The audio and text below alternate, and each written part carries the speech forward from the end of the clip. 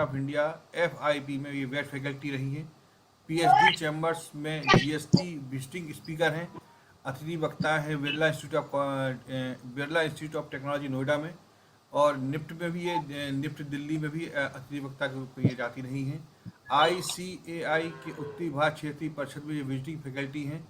NIRC के तत्वाधान में NICASA के में ये विजिटिंग फैकल्टी हैं। और अप्रत्यक्ष कर समाते कि ये ब्रिक्स की जो ये संस्थापक सदस्य हैं। आदरणीय जिनपाल गुप्ता जी, अपना मोबाइल में जो माइक्रोफोन का बटन है उसको थोड़ा बंद कर दीजिए, आपकी आवाज़ डिस्टर्ब कर रही है मुझे। जिनपाल गुप्ता जी, कौन? जिनपाल गुप्ता जी प्लीज सुन लीजिए बात। मेरी आवाज म्यूट कर दो बेटा। और ये इनके कुछ उपलब्धियां जो मैंने आपको बताई। इसके अलावा ये अप्रत्यक्ष कराधान में 11 वर्षों से अधिक काम कर रही हैं। CSTAT में ये अपील तक के लिए गई हैं, जाती हैं। सेवा कर सीमा शुल्क विभाग में कई प्रतिष्ठित कॉर्पोरेट घरानों का ये वहाँ पर काम करती हैं। इसके अलावा कमीशन अपील के में बहुत सारे मामलों को इन्हें सफलतापूर्वक संभाला है। CSAT में इन्हें कई जाकर ये कई बार इन्होंने प्रकरण निपटाए हैं। कार्यशालाएं और सेमिनार इन्होंने की हैं फिक्की में, PhD चैम्बर्स में, institute of chart accountant of India में। इन्हें विभिन्न सेमिनारों में 200 से अधिक कार्यशालाएं करी हैं। और इसके अलावा ये GST ट्रेनिंग के लिए पोस्ट एंड टेलीग्राफ अकादमी में ट्रेनर रह चुकी हैं। और ये इनका संक्षिप्त परिचय था। ये बहुत ही अच्छी वक्ता है और विभिन्न सेमिनारों में जाती रही हैं और आज हमारे बीच उपलब्ध है। और हमारी बहन अर्चना जी के लिए आज EV बिल बहुत ही क्रिटिकल सब्जेक्ट है, तो मैं उनसे निवेदन करूंगा कि वो अपना उद्बोधन हम लोगों के बीच में प्रारंभ करें। और परिचय में कुछ गलती हो गई तो क्षमा करिए, क्योंकि आपका बहुत ही बृहद और विशाल परिचय है। मैं कई बार बोलते बोलते अटक गया है, तो क्षमा करिएगा। और अब आपसे निवेदन है कि अपना उद्बोधन आरंभ करिएगा। आपकी मैं अत्यंत आभारी हूँ और कि आपने इतने विनम्र तरीके से मेरा जो है परिचय आप सबके सामने कराया। मैं एक छोटी सी स्टूडेंट हूँ GST की, तो ऐसा कुछ नहीं है कि बहुत कुछ है, बट हाँ मैं भी आप लोग के सभी के साथ में इसको सीख रही हूँ और आगे सीखने के लिए ही हम सब यहाँ पे बैठे हैं। तो जो थोड़ा बहुत ज्ञान अर्जन मैंने करा है अपनी 11-12 साल की प्रैक्टिस के अंदर, मैं चाहूंगी उसमें से जो भी मैं आप लोगों के साथ शेयर कर सकूं, मैं आज उसी के लिए यहाँ पे हूँ। और thank you so much for the office bearers and the organisers कि आपने मुझे आज ये मौका दिया कि मैं आप सबके समक्ष आके अपना जो भी एक डेलिब्रेशन है E-way बिल के ऊपर, वो मैं आज आप लोगों के बीच में कर सकूं। So and good evening to all the august audience जो आज शाम को यहाँ पे एकत्र हुए हैं कि हम सब साथ में मिलके GST को जो है वो एक समझने की प्रयास करते हैं। हम सभी कुछ ना कुछ थोड़ा बहुत प्रयास करते हैं, तो कहीं ना कहीं हम सबको सफलता हासिल हो ही जाएगी। और वैसे भी शाम के 6:20 हो चुके हैं और हम सब ऑफिस से पूरा दिन के काम के बाद आई थिंक अब एक रिलैक्सिंग मोड में है। चलो आज और कुछ नहीं तो छुट्टी का दिन है वैसे तो, बट सच में मैं आप सबकी बहुत आभारी हूँ कि आज हम छुट्टी के दिन भी हम सब यहाँ पे बैठे हैं। और इसीलिए मैं GST को एक छोटे से नाम के साथ संबोधित करती हूँ, ये घर संसार त्यागो टैक्स है। छुट्टी है, शिवरात्रि है, हम में से बहुत सारे लोगों का व्रत होगा, बट क्योंकि ये GST ऐसा लॉ है और आप सब तो यहाँ पे कानून के बहुत अच्छे से जानकार बैठे हैं और मैं बिल्कुल इस चीज से आप सब मेरे इस चीज से वाकिफ करेंगे कि आप सभी को यही कहते हैं कि भी कानून हाथ में मत लो। हम सब कहते हैं या नहीं कहते हैं? जी जी बिल्कुल कि हमें कानून को हाथ पे नहीं लेना चाहिए। जी बिल्कुल बिल्कुल यही वर्ड। एक बात कहना चाहूंगा, मैं बीच में आपको इंटरफेयर कर रहा हूँ। हम लोगों की थोड़ी सी परिभाषा यहाँ अलग है GST के विषय में। हम लोग की परिभाषा है ज्ञान से तरक्की।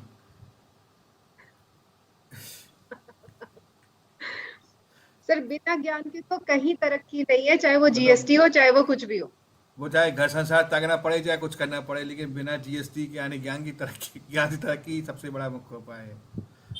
जी बिल्कुल, लेकिन मैं कहती हूँ कि GST एक ऐसा कानून है, GST कानून से मेरा मतलब है ये किताब, ये वो कानून है जो आपको रोज उठाना पड़ेगा, इस कानून को रोज हाथ में लेना पड़ेगा।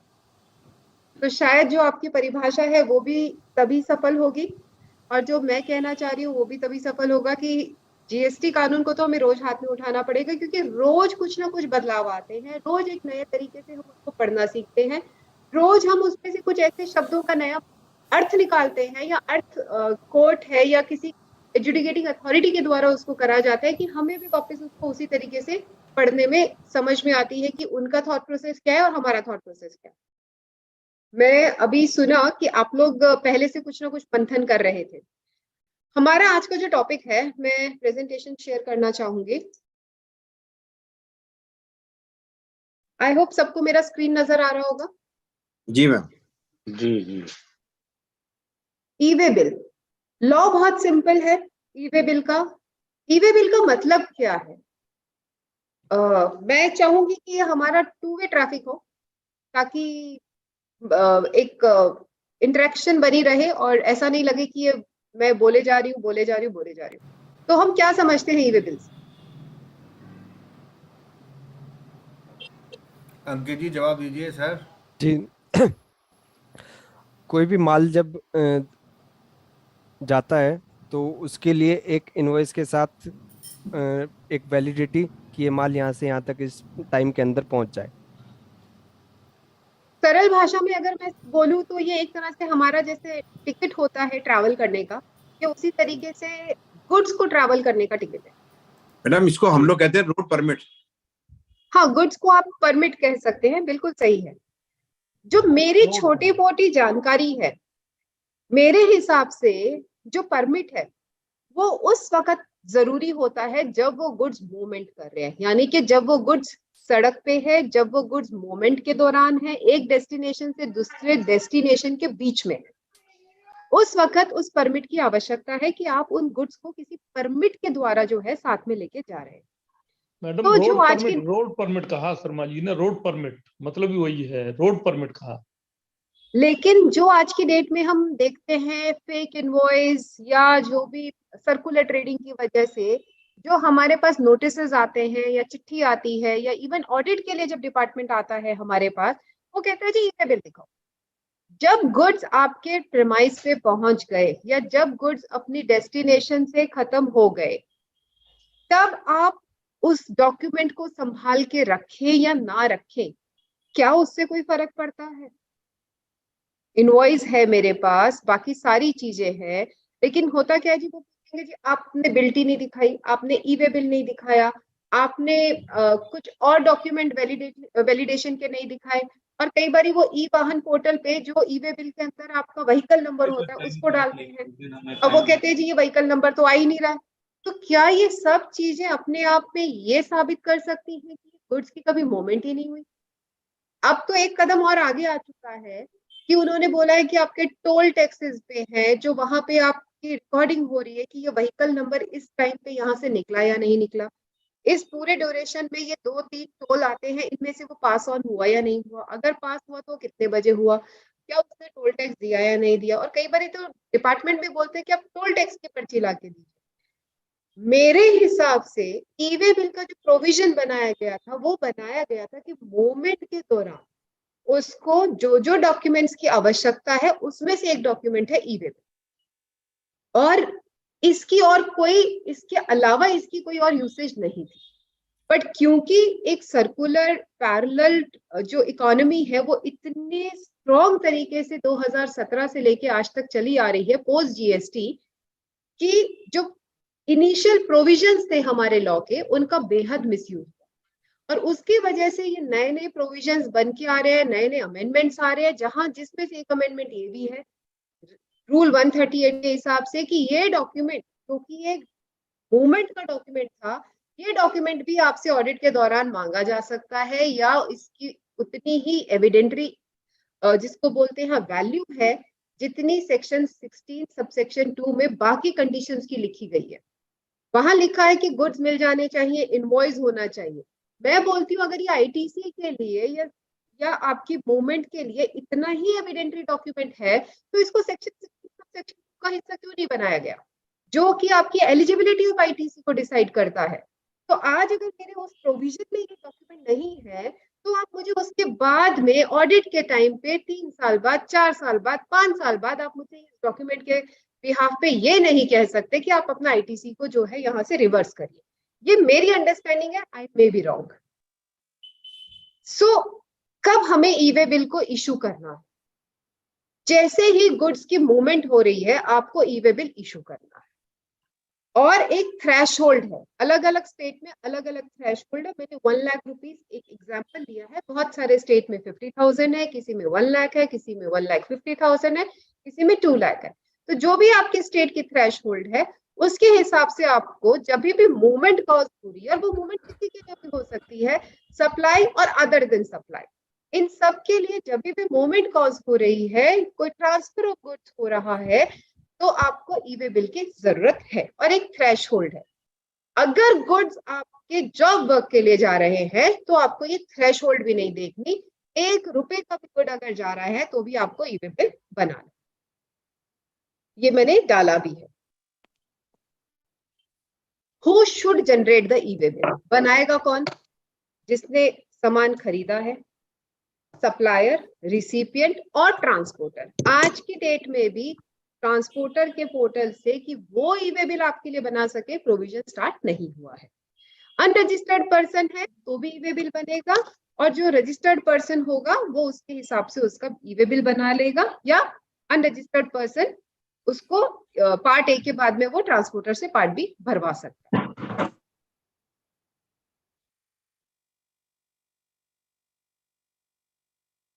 अंडर एवरी रजिस्टर्ड पर्सन उसको ई वे बिल कब बनाना है? Before the movement of goods he has to fill part A. Part A उसको भरना ही है कि वो मेरे यहाँ से गुड्स निकल रहे हैं।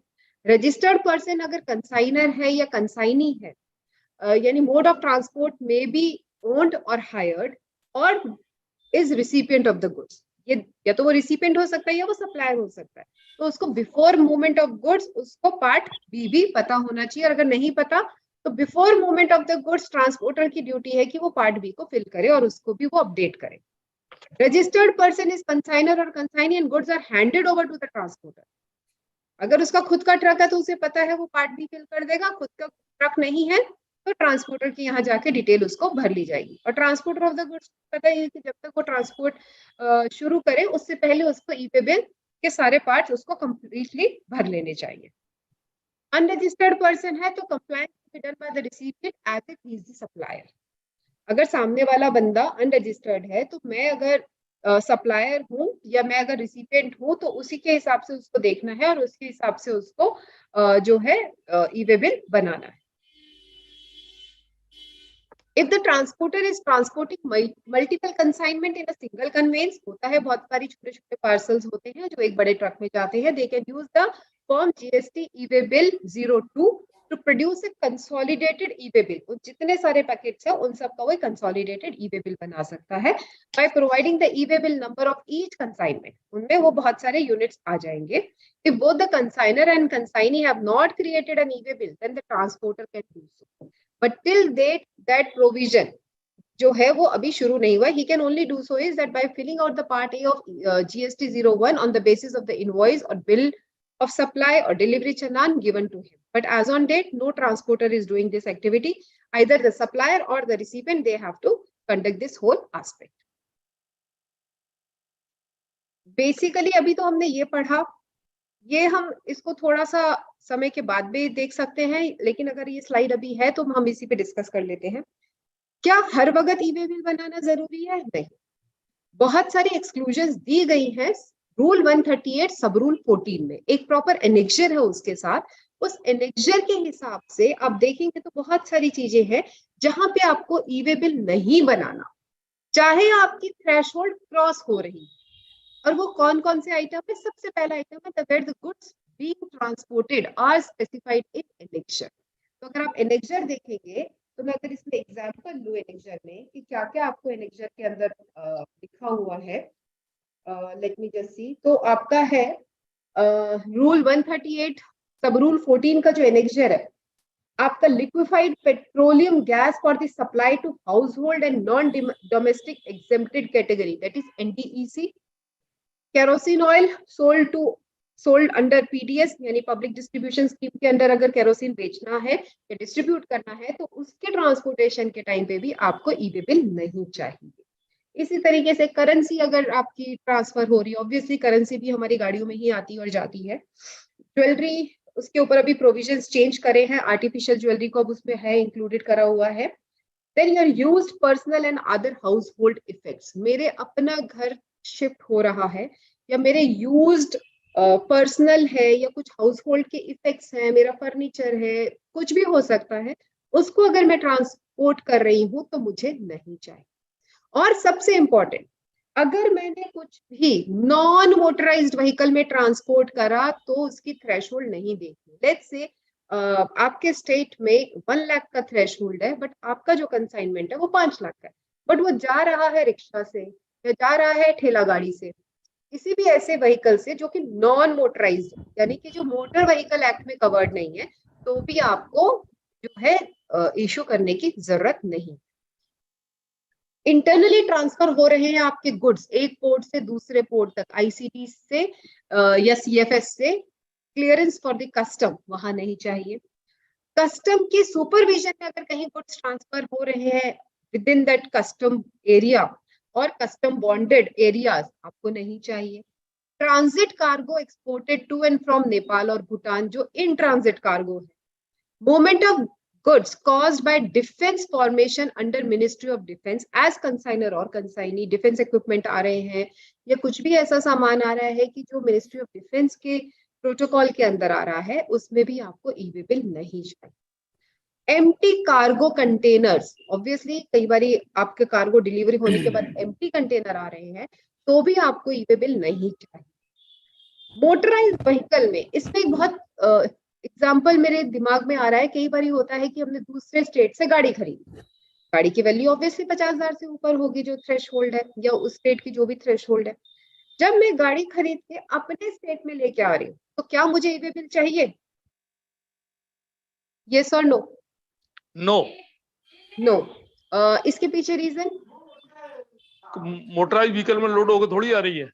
यस सर यदि जी, कुछ और कोई कहना चाहेंगे? मैम यदि वो पर्सनली ड्राइव करके ला रहे हैं तो नहीं चाहिए sir. But sir ma'am personally यदि ड्राइव करके लाना किसे कहते हैं? मैं बोलती हूँ मैंने गाड़ी वालों को ही बोल दिया कि आप मेरे को डिलीवरी मेरे घर कराना। ठीक है मैम, तो वो तो वो ये प्रोविजन ये रहेंगे कि अगर पीछे से किसी के बहुत डिस्टरबेंस आ रही है, please I request everybody to kindly mute their mics please. और जो एक जन बोल रहे हैं कृपया करके वही अपना माइक को अनम्यूट करें।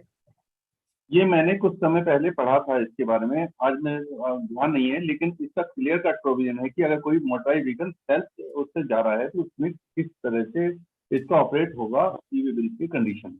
और वो नहीं सर, उसमें कोई ई वे बिल की जरूरत नहीं है, लेकिन मैंने देखा है भिवंडी है और कई जगह पे जहाँ पे इनफैक्ट मूवमेंट नहीं हो रही है गुड्स की, वो एक हैंड से दूसरे हैंड में पेपर ट्रांसफर हो रहे हैं, बट फिर भी वो ई वे बिल जनरेट कर रहे हैं और 0 किलोमीटर के साथ जनरेट, 0 किलोमीटर से तो होता नहीं है, 1 किलोमीटर डाल के जनरेट कर रहे हैं, जहाँ पे सिर्फ हैंड ट्रांसफर ऑफ डॉक्यूमेंट्स हो रहा है, यानी कि जो गुड्स की बिना मूवमेंट के ट्रांसफर ऑफ डॉक्यूमेंट्स के थ्रू हो रहा है वहां पे भी वो ई वे बिल जनरेट कर रहे हैं। तो वो ई वे बिल इतना अपने आप में एक लिटिगेटेड इशू बना दिया गया है कि हर कोई चाहता है पीस ऑफ माइंड, वो कहते हैं मूवमेंट हो या नहीं हो ई वे बिल बना दो। तो इसीलिए जब ये मोटर कार का आया था तो ई वे बिल नहीं चाहिए, क्योंकि लॉ में बहुत क्लियर लिखा हुआ है कि when goods are being transported in a motor vehicle, mode of transportation होना चाहिए। मोटर व्हीकल अपने आप में अगर कहीं जा रही है तो आप उसको कितने गुड्स ट्रांसफर कर रहे हैं। ट्रक आता है सिर्फ केसेस के साथ आता है, उसकी बॉडी नहीं बनी होती, वो एक जगह से दूसरी जगह आता है, उसके ऊपर उसकी बॉडी बनाई जाती है और उसके बाद वो काम करता है। लेकिन अगर वो ट्रक केसेस वाला ट्रक आ रहा है तो कोई वो एक अलग चीज थोड़ी ना है, वो तो अपने आप ही चल के आ रहा है, वो किसी और के ऊपर से बैठ के आ रहा है। हाँ, अगर मेरी कोई गाड़ी किसी कार कंटेनर के अंदर आ रही है तो definitely e way bill has to be there. So this is the basic thing that we have to understand.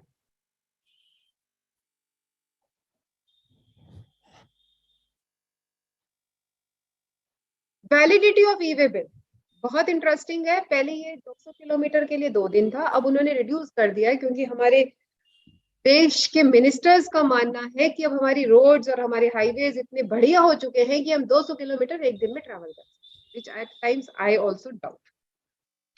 But उन्होंने यही करा है कि less than 200 kilometres, other than ODCs, obviously over dimensional cargo है, वो हर जगह से नहीं निकलते, उनके लिए रिस्ट्रिक्शंस होती हैं, बट उनके अलावा कोई भी ट्रक है तो उनकी वैलिडिटी 1 डे है, और every additional kilometre apart from 200 kilometres, so or part thereof additional day will be added to them. अगर ओडीसीज है तो लेस देन 20 किलोमीटर है तो 1 डे है, और अगर उसके बियॉन्ड है तो for every additional 20 kilometres another day will be added. And for the purpose of this rule, the expression over dimensional cargo shall mean a cargo carried as a single individual unit and which exceeds the dimensional limit as prescribed under Rule 93 of the Central Motor Vehicle Rules 1989 made under the Motor Vehicle Act 1988. जो बड़े size के cargo होते हैं, जिनको ये over dimensional cargoes बोलते हैं, उनको ही यहाँ पे इंक्लूड करा गया है, और उसकी डेफिनेशन मोटर व्हीकल एक्ट के अंदर बहुत क्लियरली लिखी हुई है।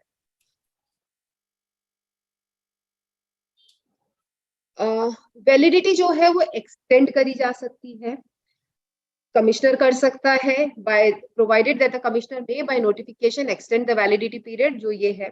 ट्रांसपोर्टर कर सकता है जब उसको लगता है कि पार्ट अभी जो उसने टाइम लिमिट भरी है, कहीं ब्रेक डाउन हो गया, कहीं कुछ इंटरसेप्शन हो गई है गुड्स की, तो वो आपके टाइम पीरियड रहते रहते उसको आगे एक्सटेंड कर सकता है। Extension after the expiry of e way bill inserted by wide 4th amendment in the rules that they can be extended within the 8 hours from the time of expiry. आपका जो time period है उसके 8 घंटे के, expiry के 8 घंटे के भीतर भीतर आप उसको और एडिशनली एक्सटेंड कर सकते हैं। मैम इसमें एक सवाल, एक प्रॉब्लम आ रही है कल से। बताइए सर। शिवरात्रि का समय चल रहा था आज तक। जी सर। तो हम लोग दिल्ली के पास में जो एरिया है, यहाँ पे कांवड़ का बहुत जबरदस्त करेचिए की वो रहता है इस टाइम पे भी। हाँ जी, अभी आज भी था, आज लास्ट डे था बस आज ही। अभी भी लोग आ जा रहे हैं सड़कों पे जो किसी वजह से लेट हो गए। तो अभी एक अमरोहा के मेरे हम लोगों के साथी हैं अरविंद यादव जी, उनके साथ एक प्रॉब्लम आई थी। अरविंद जी अगर आप सुन रहे हैं तो जरा अपना सवाल पूछ लीजिए। अरविंद यादव जी। कोई नहीं सर, मैं बताता हूँ उनका सवाल सर। बता दीजिए। उनका दिल्ली से माल लोड हुआ है और शाहजहांपुर माल जाना है, जो कि लगभग 300-400 किलोमीटर का रन है, और 100 किलोमीटर चलने के बाद उनका व्हीकल रुक जाता है और ई-वे बिल एक्सपायर हो जाता है। 3 दिन का टाइम पीरियड था और 3 दिन उसके निकल गए। अब उन्हें माल लेके चलना है ट्रक को, तो वो कैसे जाएं? आपके सेम इनवॉइस के ऊपर तो नया ई-वे बिल बनेगा नहीं जी। तो क्या रीजन रहा 3 दिन तक ट्रक एक ही जगह खड़ा रहा? कावड़ यात्रा की वजह से ट्रैफिक रोक दिया उन्होंने, कोई ट्रैफिक नहीं तो जब ये ट्रैफिक रुका हुआ उस टाइम पे वो कोई प्रिवेंटिव एक्शन नहीं ले सके? नहीं, उनको इतनी नॉलेज नहीं थी ना, ये पता नहीं ना कि कब ट्रैफिक खुल जाएगा। अभी सर देखो इसका मैम इसमें सत्यम शिवम सुंदरम का जो पेपर मिल्स का जो सुप्रीम कोर्ट का डिसीजन वो अलाउ नहीं होगा, उसमें भी यही कंडीशंस थी। क्या कंडीशन थी सर? मैम वहां पर कोई जाम लगाया हुआ था, कुछ लोगों ने रोड को ब्लॉक कर रखा था, इस चक्कर में उसका ई-वे बिल ब्लॉक हो गया था, एक्सपायर हो गया था। उसके बाद उस कंडीशन के बाद जब उसने रीजंस दिए कि उसमें हमारी कोई गलती नहीं थी व्हीकल्स की, क्योंकि रोड ब्लॉक किया हुआ था, हम क्रॉस नहीं कर सकते थे। ये reason I am very sorry to say sir, ये सारे रीजन, ये सारी रीजनिंग काम आएंगे जब आप हाई कोर्ट तक या सुप्रीम कोर्ट तक पहुंचेंगे। मैम दूसरी बात एक और है ना, ये तो तब आएंगे ना अगर गाड़ी रुक जाती है। कॉस्ट लगाई थी और उसको एनहांस किया था, इसकी पूरी जितनी पेनल्टी जमा करी थी सुप्रीम कोर्ट ने उतनी कॉस्ट करी है अफसर। अरे अफसर ने कॉस्ट करा है सर, बात आपकी मान ली। मैं कहती हूँ अगर ऑफिसर इस बात को जेन्युइननेस समझता, या जब आपको वो इंटरसेप्ट करेगा और वो इस जेन्युइननेस को समझेगा, तब आप बात मानेंगे ना। अगर वो कहेगा मैं नहीं मानता, आप जाके अपनी ईमेल छुपाना, तब आप क्या करेंगे? आपको फिर जो पेनल्टी है 200% वो तो देनी पड़ेगी। संजय जी अभी तो बात हो रही है कि यहीं पे कैसे पीछे छूटे, कोई तरीका है क्या? बात ये हो रही है संजय जी। हम अपने डीलर को क्या बताएं ना, हाँ, वो बात तो मैं ये हो वही रही है। बता रही हूँ। बस क्योंकि आपने ये स्ट्रीम भी करा हुआ है and it will be recorded also, so I would like to, okay I am telling it, आपको इसमें जुगाड़ ही करना पड़ेगा सर, क्योंकि सेम इनवॉइस के साथ आप दोबारा ई वे बिल नहीं जनरेट कर सकते। तो अब आप अपने, अगर पहले सप्लायर ने करा है तो अब आप रिसिपिएंट को बोलिए वो इनवर्ट सप्लाईज का अपने लिए इनवर्ट मोमेंट के लिए उसका ई वे बिल जनरेट। देखिए, जो सिस्टम स्टार्टिंग में मैंने बताया था, इसमें मेरे भी क्लाइंट के साथ हो चुका है। इस सिस्टम के अलावा कोई काम नहीं करेगा कि आप डिस्पैच फॉर्म करके या ई इनवॉइस या ई बिल जनरेट कर दें, और ये कोई जुगाड़ नहीं है, लीगल, क्योंकि आपका माल वहां के बाद मूवमेंट में नहीं जा सकता विदाउट, क्योंकि ई बिल एक्सपायर हो चुका है। तो ये लीगल सिस्टम है, क्योंकि आपके पास सारे प्रूफ हैं, वहां पर माल रुका हुआ है, किसी भी कंडीशन से एक्सीडेंट हो गया या किसी जाम लगा हुआ है या सरकार ने या पुलिस ने रोका हुआ है, तो जनरली आप उस कंडीशन में यहाँ से बिल जनरेट करके उनको भेज सकते हैं। सर और बिल दोबारा जनरेट नहीं करेंगे ना, बिल जनरेट करेंगे तो 2 बिल हो जाएंगे। बिल को नहीं कह रहा मैं, केवल ई वे बिल को कह रहा हूँ। ई वे बिल को आप जनरेट कर दें, और अगर by chance same invoice number नहीं पकड़ता है तो उसके आगे कोई इंडिकेशन लो या रिकॉर्ड डाल सकते हैं, और ये मान्य सर होगा। और सेम इनवॉइस नंबर नहीं पकड़ेगा वो, तो उसके आगे 0 लगा दें और उसकी एक एप्लीकेशन दे दें कि हमने ये सिस्टम करा है, क्योंकि इसके अलावा मैं हमारे वही पास बोल रही हूँ ना, कुछ आप कुछ भी करिए, सामने वाले को बोल दीजिए वो ई वे बिल जनरेट कर लेगा इनवर्ट सप्लाईज का, और उसके बेसिस पे वो अपने लिए एक डिलीवरी चालान भी बना लेगा तो भी चल जाएगा। तो उसको क्या है ना, जीएसटीआर 1 में उसको शो करना पड़ेगा ना कहीं और शो करना पड़ेगा, और वो उसके घर पहुंच जाएगा। दोनों ही कंडीशन हो सकती है। जी, क्योंकि आप अगर ई वे बिल के साथ नया इनवॉइस के आगे कुछ भी डिजिट लगाएंगे तो वो डिजिट आपके 2A में नहीं, 2B में नहीं नजर आएगा, और वो आपका आईटीसी के अंदर दिक्कत करेगा। लेकिन सिस्टम दोनों ही चल जाएंगे, ये भी जी। मैंने करवाया है और एप्लीकेबल, कोई दिक्कत नहीं है बस। तो रेलेवेंट डेट का जो अगर हम यहाँ पे पढ़ें प्रोवाइजो में, for the purpose of this rule, the relevant date shall mean the date on which e-way bill has been generated, and the period of the validity should be counted from the time at which the e-way bill has been generated, and each day shall be counted for a period expiring at the midnight of the day immediately following the date of the generation of the e-way bill. ये बहुत important है। Let's say आज हम 18 को खड़े हैं, हमने 18 को आज जब मर्जी हमने ई-वे बिल बनाया, तो जो मेरा 1 डे है वो कल मध्य रात्रि तक जाके खत्म हो जाएगा। तो इस तरीके से जो है वो टाइम पीरियड ये कैलकुलेट करता है। कुछ ही हमारे इंपॉर्टेंट रूल्स हैं। 138 प्रॉपर रूल है, 138 जो है वो प्रॉपर ई-वे बिल का रूल है। 138A जो है वो बात करता है कि क्या क्या डॉक्यूमेंट आपके साथ होने चाहिए। बी बात करता है कि उनमें से कैसे वेरिफिकेशन हो सकती है। सी बात करता है inspection and verification of the goods की। डी बात करता है facility of uploading information regarding the detention of the vehicle. कहीं डिटेंशन हुई है तो ऑफिसर को भी एक विद इन टाइम पीरियड जो कि लॉ के हिसाब से दिया गया है उसमें उसको उसकी इंफॉर्मेशन अपडेट करनी होती है, ताकि अगर उसमें कुछ वैलिडिटी इंक्रीज करनी हो या टाइम पीरियड को एक्सटेंड करना हो तो वो अकॉर्डिंगली उसके ऊपर एक्शन लिया जा सके। Restriction on furnishing of information in part A of GST e-way bill 01, that is the conditions that has been enumerated under rule 138E। एक ही हम बात करें तो ऑब्वियसली उसके पास में क्या क्या होने चाहिए, इनवॉइस होना चाहिए, ई-वे बिल की कॉपी होनी चाहिए फिजिकल फॉर्म में, या उसका IRN नंबर उस इनवॉइस के ऊपर होना चाहिए। Provided that nothing contained in clause B of this sub rule shall apply in case movement of goods by rail or by air or by vehicle। तो अगर ऐसा कुछ हो रहा है, रेल से जा रहा है, एयर से जा रहा है या वेसल से जा रहा है यानी शिप से जा रहा है, तो आपका ई-वे बिल नहीं बनेगा। क्यों? क्योंकि ई-वे बिल के लिए पहली कंडीशन है वो मोटराइज्ड व्हीकल में जाना चाहिए, और motorised vehicle motor vehicle act में डिफाइन है, जहां पे आपकी रेल, एयर और वेसल नहीं आते। तो इन सबको अगर हम देखें तो आपका ई-वे बिल कब बनेगा, ये उसकी कंडीशंस और उसके साथ आपको क्या क्या डॉक्यूमेंट होने चाहिए। उसके बाद है कि provided further that in case of import of goods और imported goods, the person in charge of a conveyance shall also carry a copy of the bill of entry filed by the importer of such goods and shall indicate the number and date of the bill of entry in part A, यानी कि part A में invoice नहीं है, क्योंकि इस case में आपके पास invoice नहीं है, तो बिल ऑफ एंट्री का जरूर आपके पास जिक्र होना चाहिए या उसकी कॉपी होनी चाहिए। इसी तरीके से रूल 138A का सब क्लॉज 2 क्या कहता है, in case invoice is issued in the manner prescribed under sub rule 4 of 48, the QR code have an embedding IRN in it that must be produced electronically। यानी अगर आपका इनवॉइस है और उसका QR कोड है या उसका IRN नंबर है, तो वो भी आप उसके ऊपर मेंशन कर सकते हैं, बजाय इसके कि आप फिजिकल कॉपी लेके जाए। Documents and devices to be carried by person in charge of the conveyance. Okay, this is again the person in charge of the conveyance shall carry। तो ये हमने पहला पढ़ा कि क्या हो सकता है। उसके बाद जो QR कोड है वो आप इलेक्ट्रॉनिकली दिखा सकते हैं, और ये उन्होंने कहाँ लिखा है, एक सर्कुलर उन्होंने इशू करा था 160, जो कि 21 सितंबर 2021 को आया था।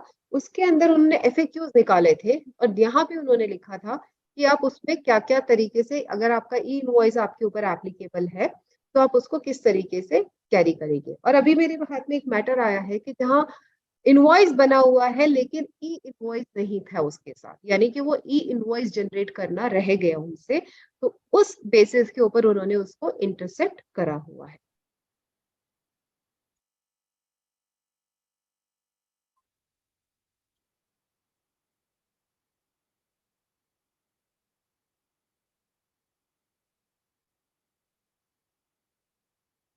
सो ये अगेन आपकी वही उसी का आगे कैरी फॉरवर्ड है कि रजिस्टर्ड पर्सन है तो उसको अपलोड करना है इंफॉर्मेशन को पार्ट ए में, और उसी के बेसिस पे वो इंफॉर्मेशन उस पे आएंगी INV 1 के अंदर। Commissioner may by notification require a class of the transporter to obtain, उनके यूनिक RFID होना चाहिए, उनके पास RFID वाले डिवाइसेस होने चाहिए, जो कि बहुत सारी जगहों पे एज अ पायलट प्रोजेक्ट आज की डेट में चेक हो रहे हैं हिंदुस्तान में, कि व्हीकल के अंदर उन्होंने RFID वाले जो डिवाइसेस हैं वो लगा रखे हैं, ताकि ट्रैक करा जा सके कि जेन्युइनली वो गुड्स की मूवमेंट हुई है या नहीं हुई है। अब इसमें भी लोगों ने दिमाग लगाया है कि RFID वाला वो लगा हुआ है डिवाइस, तो ट्रक जा रहा है, वो खाली जा रहा है या भरा हुआ जा रहा है, वो कैसे जस्टिफाई करेंगे। बट ठीक है, उससे एटलीस्ट आपकी मूवमेंट जो है वो कॉज हुई है या नहीं हुई है वो आपका वेरीफाई हो जाएगा। अगर tax invoice where circumstances so warrant, the commissioner may by notification require the person in charge of the conveyance to carry the following document instead of the e-way bill। उनके पास प्रोविजन है, अगर वो ऐसा चाहें तो वो लॉ में amendment कर सकते हैं कि आपके पास में टैक्स इनवॉइस है या बिल ऑफ सप्लाई है या बिल ऑफ एंट्री है या डिलीवरी चलान है या गुड्स ट्रांसपोर्ट हो रहे हैं जहाँ पे किसी और रीजन से अदर देन सप्लाई, यानी कि डिलीवरी चलान आप कब देते हैं, या तो आपका गुड्स अप्रूवल पे जा रहे हैं या आपके कुछ गुड्स ऐसे जा रहे हैं जो कि आगे जाके उन्होंने उनसे सर्विस देनी है, यानी कि मेरी कोई इक्विपमेंट जा रहा है जिससे मुझे आगे जाके किसी को कोई सर्विस देनी है और वो इक्विपमेंट मेरे पास वापस आना है, या हो सकता है किसी रिपेयर मेंटेनेंस के लिए मेरा इक्विपमेंट जा रहा हो, या हो सकता है कि मैं वो गुड्स की मूवमेंट इसलिए कर रही हूँ क्योंकि वो मेरा प्रोडक्ट जो है वो वारंटी के अंदर जो है इंक्लूडेड है और ये वहां पे रिप्लेसमेंट के लिए जा रहा है वो पार्ट। तो इन सब केसेस के अंदर मेरा ई-वे बिल तो बनेगा, लेकिन ये सप्लाई नहीं है। ये जो भी मैंने आपको एग्जांपल्स दिए यहाँ पे वो सप्लाई नहीं हो रही है, सप्लाई ऑफ गुड्स नहीं हो रही है। वारंटी के लिए भी जा रहा है तो वो फ्री ऑफ कॉस्ट जा रहा है और वो उसकी मेरी जो पहली सेल हुई थी उसके अंदर उसकी कॉस्ट इंक्लूडेड है। तो इन सब सिनारियो में भी आपका ई-वे बिल बनेगा, बट हो सकता है वो आपके पास इनवॉइस नहीं हो, तो वो इसलिए डिलीवरी चलान के बेस पे भी वहां पे ट्रांसफर करा जा सकता है। ऑब्वियसली अगर हम 138B की बात करें तो ऑफिसर्स के पास पावर है कि वो फिजिकली आपके गुड्स को इंटरसेप्ट कर सकते हैं, व्हीकल को इंटरसेप्ट कर सकते हैं और उसकी स्क्रूटनी कर सकते हैं, वेरिफिकेशन ऑफ डॉक्यूमेंट्स कर सकते हैं, उसके अंदर जो गुड्स रखे हैं उनको वो वेरीफाई कर सकते हैं। बट बहुत बार देखा है कि ऑफिसर्स वहां पे वैल्यूएशन चेक करने बैठ जाते हैं, जो कि उनकी पावर नहीं है, वो उनके डोमेन से बाहर है। ई-वे बिल के डॉक्यूमेंट्स चेक करने का मतलब है कि जो 138 के अंदर प्रिस्क्राइब कंडीशंस है या जो डॉक्यूमेंट है वो है या नहीं है मूवमेंट के दौरान। अब मैंने उस पर टैक्स रेट गलत लिखा, वैल्यू मैंने गलत लिखी, that is not in their prerogative to check at the time of movement.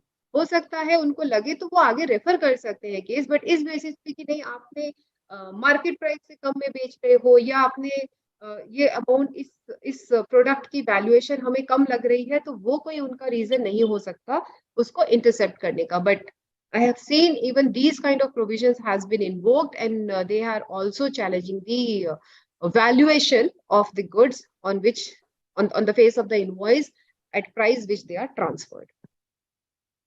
Inspection है तो उसका प्रोसीजर है, एक समरी रिपोर्ट बनेगी अगर आपने इंटरसेप्ट करा है, और वो समरी रिपोर्ट आपकी ऑनलाइन पोर्टल के ऊपर अपडेट होनी चाहिए within 24 hours of the inspection, and the final report in part B should also be recorded within 3 days of the inspection.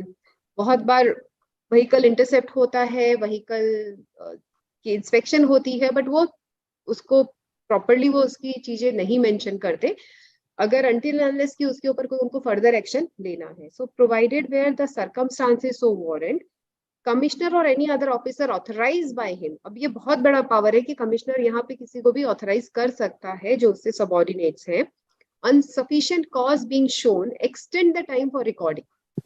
अगर उसको लगता है कि कोई sufficient cause है तो वो इस टाइम पीरियड को जो 24 hours और 3 days का टाइम पीरियड है वो उसको फर्दर एक्सटेंड कर सकता है by another 3 days.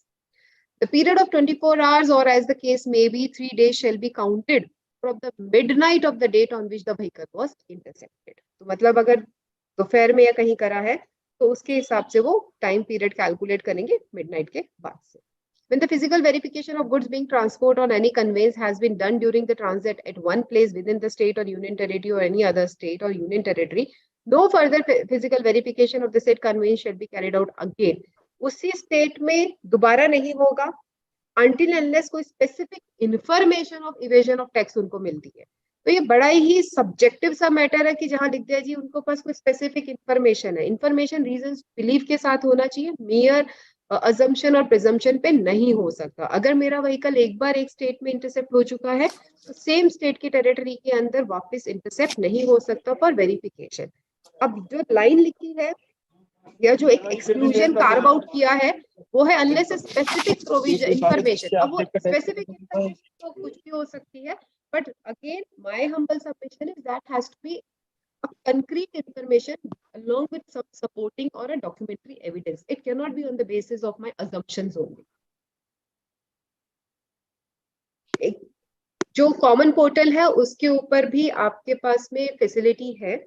अगर आपका कोई व्हीकल इंटरसेप्ट हुआ है या डिटेन हुआ है for a period exceeding 30 minutes, जो कि आई डोंट थिंक सो कभी कोई मानता है. 30 मिनट्स तो बहुत बारी व्हीकल डिटेन होते होंगे या बेयर मिनिमम टाइम है, पता भी नहीं चलता होगा जितने में वो डॉक्यूमेंट्स वेरीफाई कर रहे हैं, क्वेश्चन पूछ रहे हैं या उसको देख रहे हैं, 30 मिनट्स कब हो जाते हैं. बट वो उसकी इंफॉर्मेशन कोई नहीं डालता. For the purpose of this chapter the expression transported by railway, transportation of goods by railways, transportation of goods by rail and the movement of goods by rail does not include cases where leasing of parcel space by railway takes place. यानी कि आप जो उनसे lease पे लेते हो या जो बोगीज होती हैं, बोगी के अंदर आपका स्पेस बुक होता है, वो यहाँ पे उसको नहीं कैलकुलेट करा गया है, वो इस डेफिनेशन से उसको बाहर रखा. अगर हम इसके आगे चले 138E, I'm just referring to because इसमें ऊपर वाला हिस्सा मुझे नजर नहीं आ रहा. Okay, so restriction on furnishing of information in Part A of Form GST E-Way Bill 1.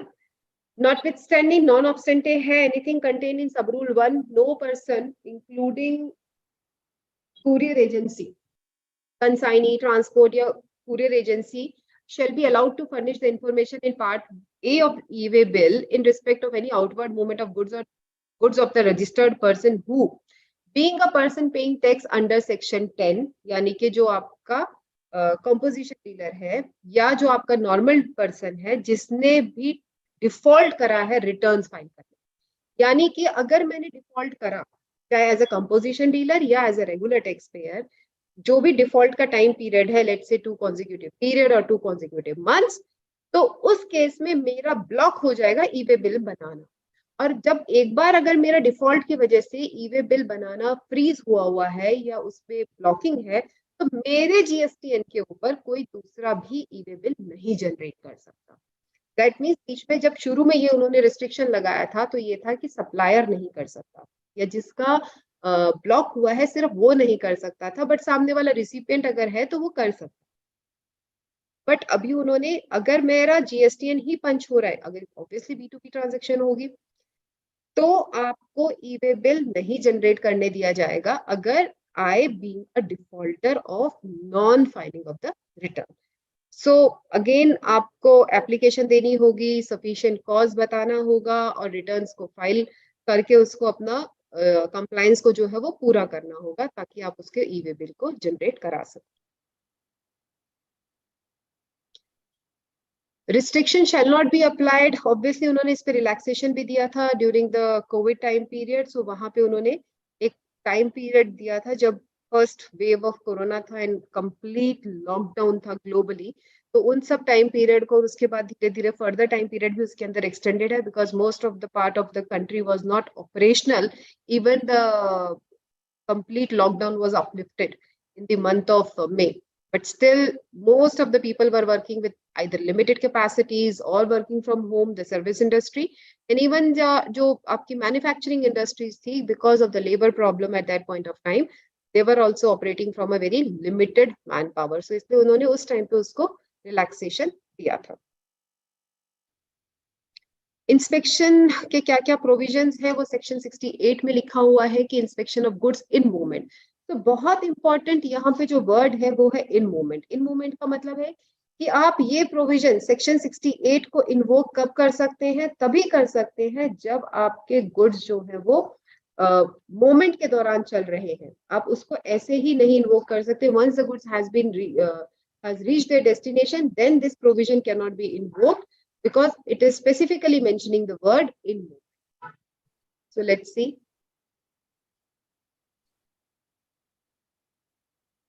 The government may require a person in charge of the conveyance who is transferring or movement of the consignment of the goods of valuing exceeding the such amount, whatever the specified amount is, and to carry him with such documents and such device as may be prescribed. Invoice and e-way bill तो है ही, अब कल को जब ये भी mandatory हो जाएगा कि ट्रक के अंदर RFID होना ही चाहिए, तो आपका वो डिवाइस भी उसके अंदर होना चाहिए।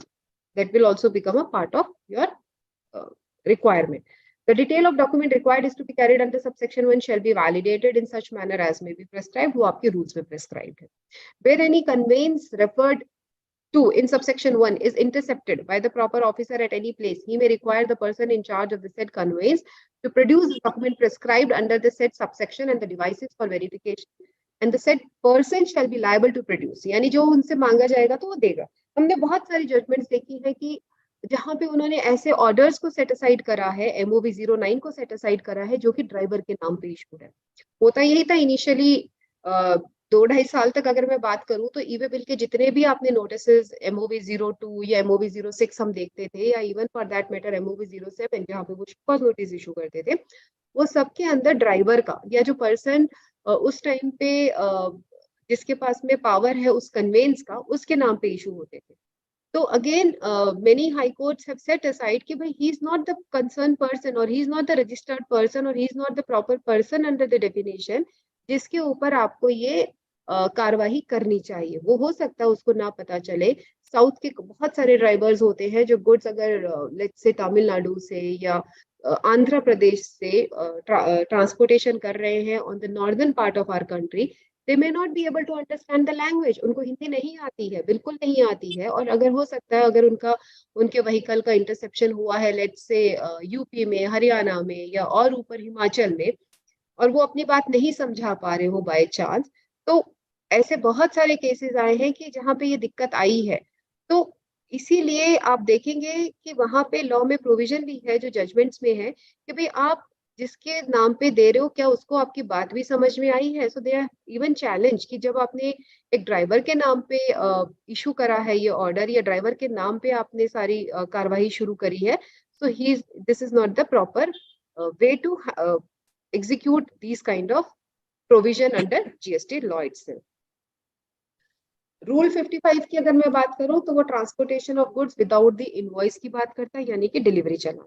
आप टैक्स इनवॉइस हो सकता है, आपका बिल ऑफ सप्लाई हो सकता है, Person in charge of a conveyance shall carry a copy of tax invoice or bill of supply issued in accordance with the provision of Rule 46, 46A or 49 in case where such person is not carrying a e-way bill under these rules, तो वहां पे उसके पास में delivery चालान होना चाहिए। 129 और 130 ये दो डिफरेंट सेक्शंस हैं जहां पे वो बात करते हैं कि आप किस तरीके से डिटेंशन कर सकते हैं, सीजर कर सकते हैं या इंस्पेक्शन कर सकते हैं किसी भी व्हीकल की जब वो व्हीकल मूवमेंट में है या जब वो व्हीकल अपने डेस्टिनेशन में पहुंच गए हैं। So these are two different provision. Detention अगर 129 की मैं बात करूं तो वो बात करता है इन ट्रांसिट, यानी कि जब वो मूवमेंट में है।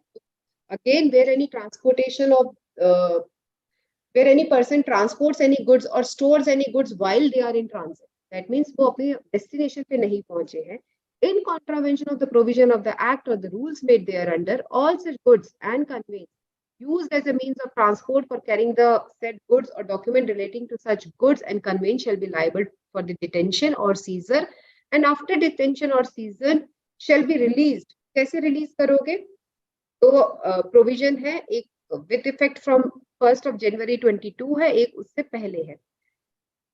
क्वांटम अगर मैं देखूं तो दोनों सेम है, 100% टैक्स और 100% पेनल्टी था। पर अभी क्या हो गया, on payment of penalty equal to 200% of tax. उन्होंने टैक्स और पेनल्टी दोनों कंबाइन कर दी, क्योंकि प्रोविजन बार बार क्या चैलेंज हो रहा था कि टैक्स का इवेजन तो है ही नहीं और यहाँ पे इंटेंशन भी नहीं है, क्योंकि मेरे पास टैक्स इनवॉइस होता था, उसमें कुछ और डिफेक्ट हो सकते थे जिसकी वजह से मेरे गुड्स को डिटेन करा या सीज करा। बट अगर टैक्स पेइंग डॉक्यूमेंट है तो टैक्स का इवेजन नहीं है। Ultimately that I have to show in my GSTR1 और माय आउटवर्ड सप्लाईज।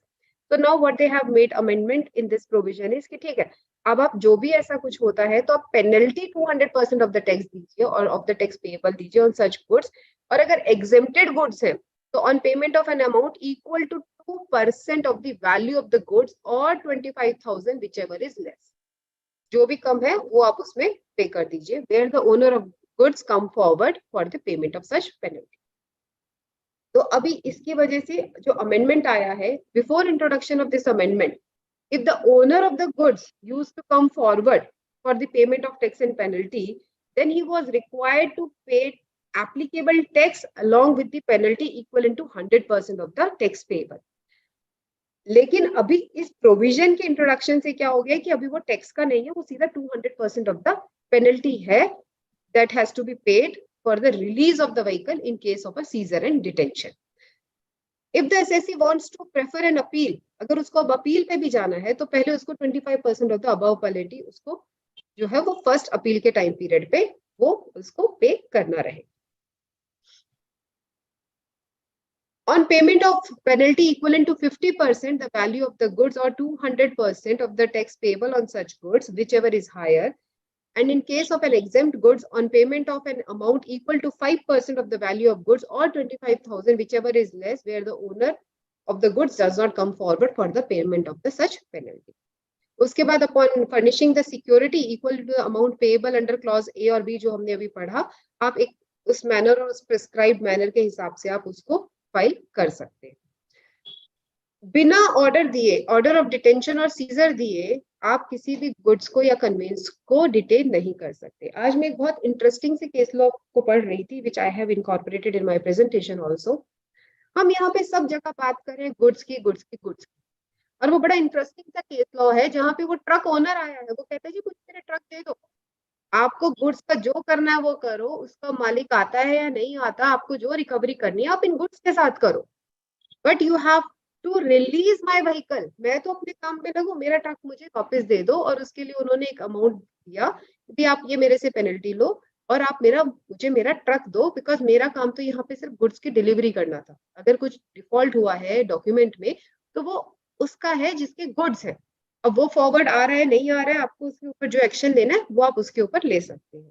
तो all these provisions are there. Even court has decided कि आप इन सब प्रोविजन को ट्रक पे नहीं लगा सकते, या वो मोमेंट जिस व्हीकल में कर रहे हैं उस व्हीकल पे नहीं लगा सकते अगर वो व्हीकल ओनर ऑफ गुड्स का नहीं है।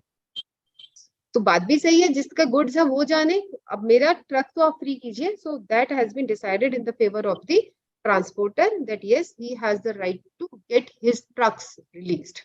in case there has been detention or there has been some kind of interception of the vehicle at the time of the transit. So proper officer detain करेगा या seize करेगा या conveyance जो भी goods है या conveyance है उसको एक notice issue कर रहा है within 7 days of such detention or seizure MOV 06 पे MOV 06 से MOV 07 जाएगा 7 days के अंदर अंदर 6 के बाद और उसके बाद एक अगर आप पेनल्टी या जो भी आपने टैक्स की पेमेंट करनी है वो आप पे कर देते हो पर बहुत बारी आई हैव सीन दैट उनके पास MOV 09 नहीं होता टैक्स पेयर टैक्स पे कर देता है टेम्परेरी रजिस्ट्रेशन ले लेता है अगर वो स्टेट में अनरजिस्टर्ड है वो सारे काम कर देता है और अपना व्हीकल निकाल के ले जाता है बट अगर इन केस उसको फ्यूचर में अपील डालनी है तो he must be having an order MOV 09 अगर MOV 09 ऑर्डर नहीं है तो what ever payment he has made उसको चैलेंज करा जा सकता है बट अगेन आप अपील करने के लिए you need to have an order So before the introduction of this amendment, there was no time period within which the proper officer is required to issue notice and pass an order under section 129 subsection 3. However, after the substitution of section 129 subsection 3 of the CGST Act, the proper officer is required to issue notice within 7 days of detention and thereafter an order has to be passed within 7 days. But practically आप सबने देखा होगा ये सब काम same day पे भी हो जाते हैं क्योंकि everybody wants to get their vehicle release तो अगर आपने पेमेंट कर दी है एक टेम्परेरी रजिस्ट्रेशन ले रहे हो अगर आप उस स्टेट में अनरजिस्टर्ड हो तो आपको वो हाथ के हाथ ये सारे डॉक्यूमेंट्स वन बाय वन आपको इशू हो जाएंगे So no penalty shall be determined under subsection 3 without giving the proper opportunity of being heard. On payment of the amount referred in subsection 1, यानी जो आपका tax payable है, all proceeding in respect of the notice specified in subsection 3, यानी जो आपका MOV 07 आया है, shall deem to be concluded from their side. अब जो amendment आई है, उसके बाद से क्या एक addition है, where the person transporting any goods or the owner of such goods fails to make the payment of penalty under subsection 1 within 15 days of the receipt of the copy of the order under subsection 3, usually order से पहले ही SCN MOV 07 पे ही payment हो जाती है MOV 09 तो post payment आता है the goods or the conveyance detained or seized shall be liable to be sold or disposed of यानी उनके पास पावर है वो उसको रिकवर कर सकते हैं आपके गुड्स को बेच के या उनको डिटेन कर सकते हैं so before this amendment transporter or the owner of such goods were required to pay tax or penalty within 14 days of the detention. However, after the introduction of this amendment, the transporter or the owner is required to pay amount equal to amount of tax or penalty within 15 days from the date of issue of the order. पहले था from the date of seizure या detention और अभी है from the date of issue of the order. But most of the time, practically speaking, आप भी ये बात मानेंगे कि MOV 07 के बाद ही पेमेंट हो जाती है अगर पेमेंट करनी होती है MOV 09 तो हमारा पेमेंट के बाद ही आता है practically. Provided that the conveyance shall be released on the payment of the transporter under जो provision है of subsection 3 और 1 lakh जो amount है उसका जो decided है penalty subsection 3 के अंदर या 1 lakh जो भी lesser है उतना amount अगर वो pay कर देता है तो उसके vehicle को आप जो है वो release करेंगे. So before the introduction of this amendment there was no provision under GST law to release only conveyance. This is the case law which I was mentioning has taken recourse of this provision or this amendment only क्योंकि उससे पहले कोई provision नहीं था अभी वो उन्होंने कर दिया है कि आप अपना vehicle भी अलग से लेके जा सकते हो. A relief has been provided to the transporter in case of detention of the vehicle. Now the conveyance can be released on payment of the transporter of the penalty जो भी उसकी penalty बनती है subsection 3 के हिसाब से या 1 लाख रुपए जो भी कम है. Provided further that where the detained or the seized goods are perishable or hazardous in nature or are likely to be depreciate in value with passage of the time, the said 15 days time period can be reduced. अगर लगता है कि कोई ऐसे goods हैं जो 15 दिन तक रहेंगे ही नहीं, take an example, let's say कुछ ऐसी items है जो बहुत short time period की उनकी expiry है, like आपका ready to ईट बैटर आता है रेडी टू कुक बैटर जो इडली डोसा का बैटर आता है उसकी शेल्फ लाइफ 5 डेज है. सपोज करिए उसका ट्रक डिटेन करा जाता है तो आप 15 दिन बाद उसका क्या करोगे जब उसकी एक्सपायरी हो चुकी होगी या that will not be good to be consume so that 15 days can be reduced to x number of days as per the decision of the proper officer. ये है आपका फ्लो इंस्पेक्शन हुआ, डिटेंशन हुआ, MOB 06 14 दिन के अंदर अंदर if detention, from detention if tax और penalty is not paid then confiscation can be done. अब हम आते हैं 130 पे। 130 आपकी क्या बात करता है? कन्फिस्टिकेशन ऑफ गुड्स और conveyance and levy of penalty. So what is the basic difference between 129 and 130? अगर मैं इसके हेडिंग की बात करूं तो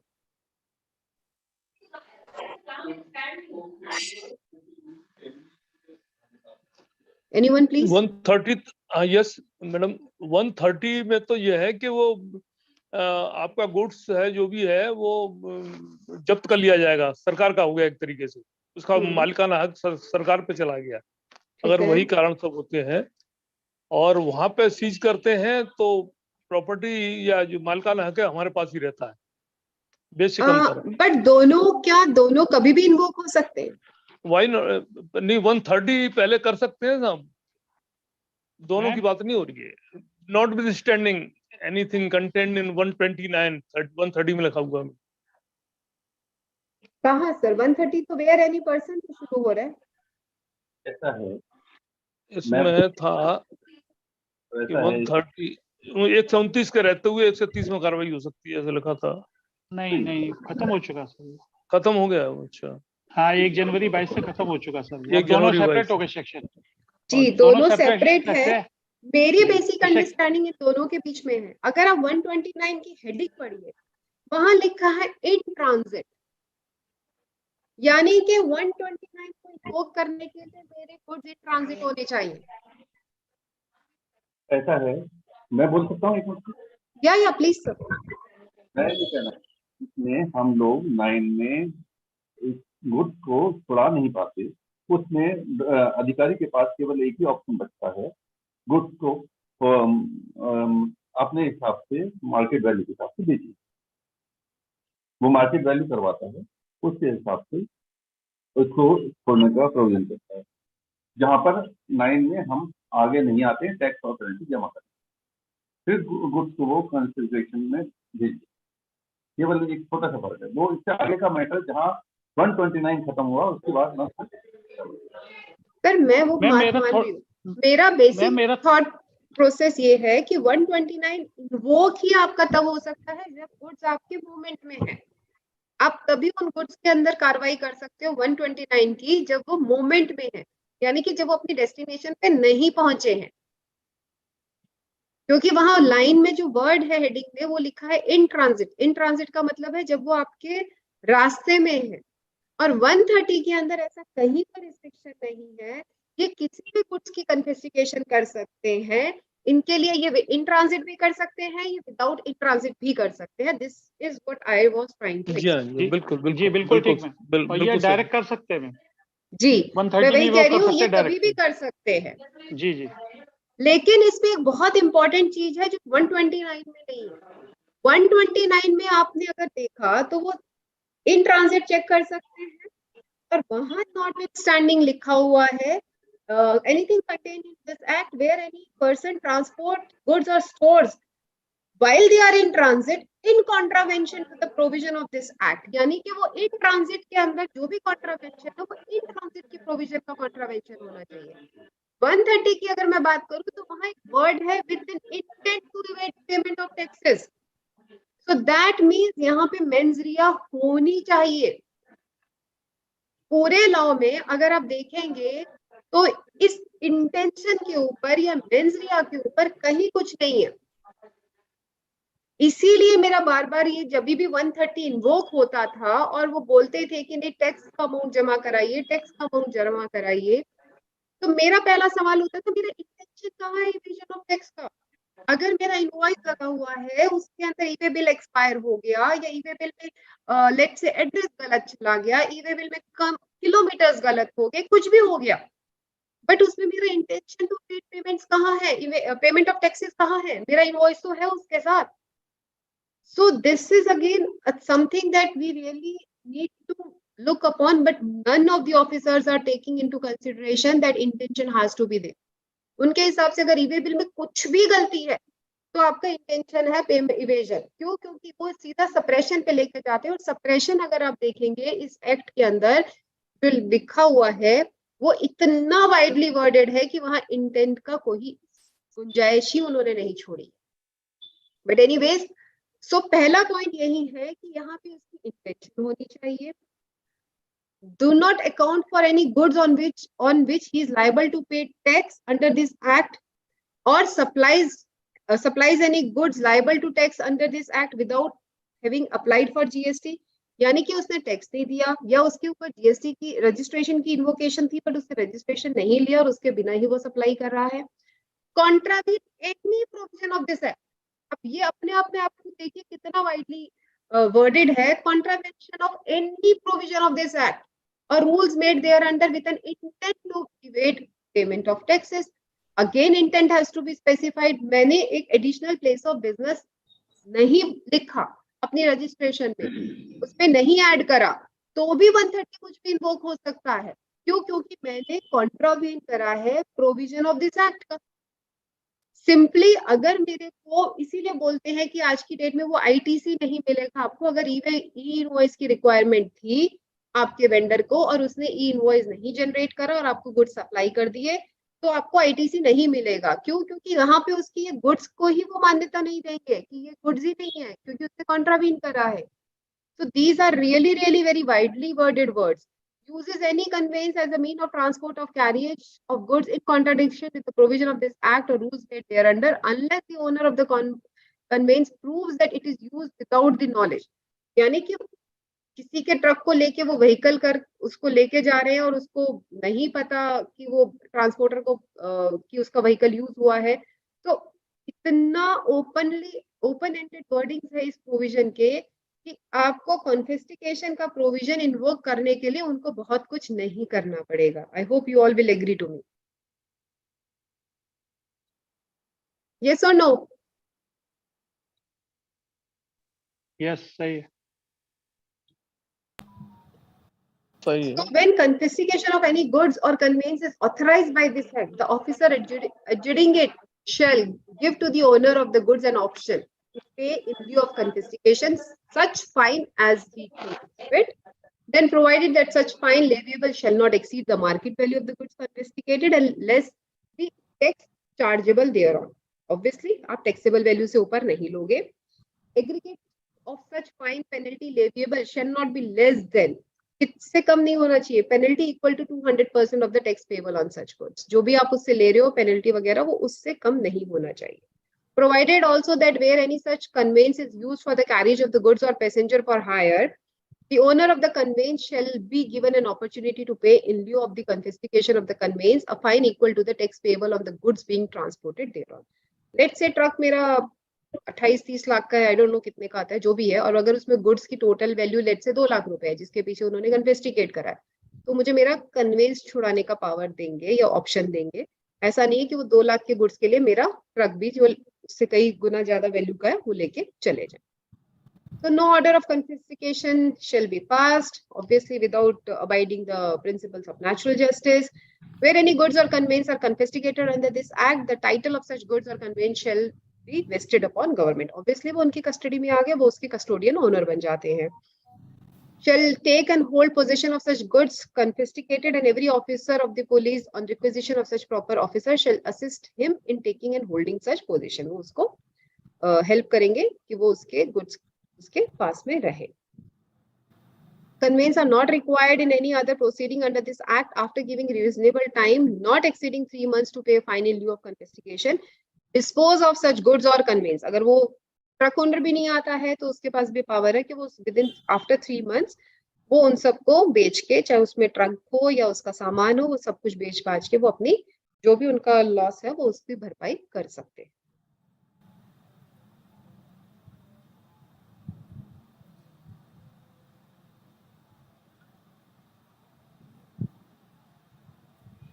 section 113 of the finance act 2021, जहां से ये ई-वे बिल की अमेंडमेंट्स आई हैं, in clause sub clause 2 to explanation 1 Section 74 of the CGST Act, as per which the words and figures Section 122, 125, 129 and 130 has been substituted to the words and figures Section 122 and 125.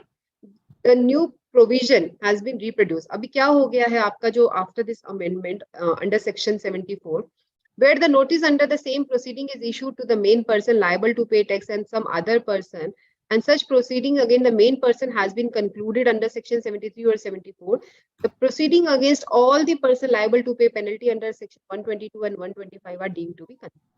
यानी एक बंदा जिसके against आपने let's say जिस जो owner of the goods था या उसके अगेंस्ट अगर आपने प्रोसीडिंग कंक्लूड कर दी है, तो अब उसका जो रिसिपिएंट है, अब उसके अगेंस्ट आप या जो 122 या 125 की जो रेसिडुअल प्रोविजंस हैं आपके पेनल्टी के, वो भी मान लिए जाएंगे कि और किसी के ऊपर अब आप उनका रेसिडुअल प्रोसीजर्स नहीं करेंगे। यानी कि लेट्स से 120 आपने 74 के अंदर एक ई-वे बिल की प्रोविजन की वजह से आपने सप्लायर के ऊपर कर दिया कि उसने ई-वे बिल नहीं बनाया था और उसके ऊपर आपने प्रोसीडिंग्स करी और उसने पेनल्टी ले ली। अब वो गुड्स उसने आपको बेचे, अब वो आपके पास उसका ई-वे बिल नहीं है क्योंकि ई-वे बिल इशू ही नहीं हुआ था।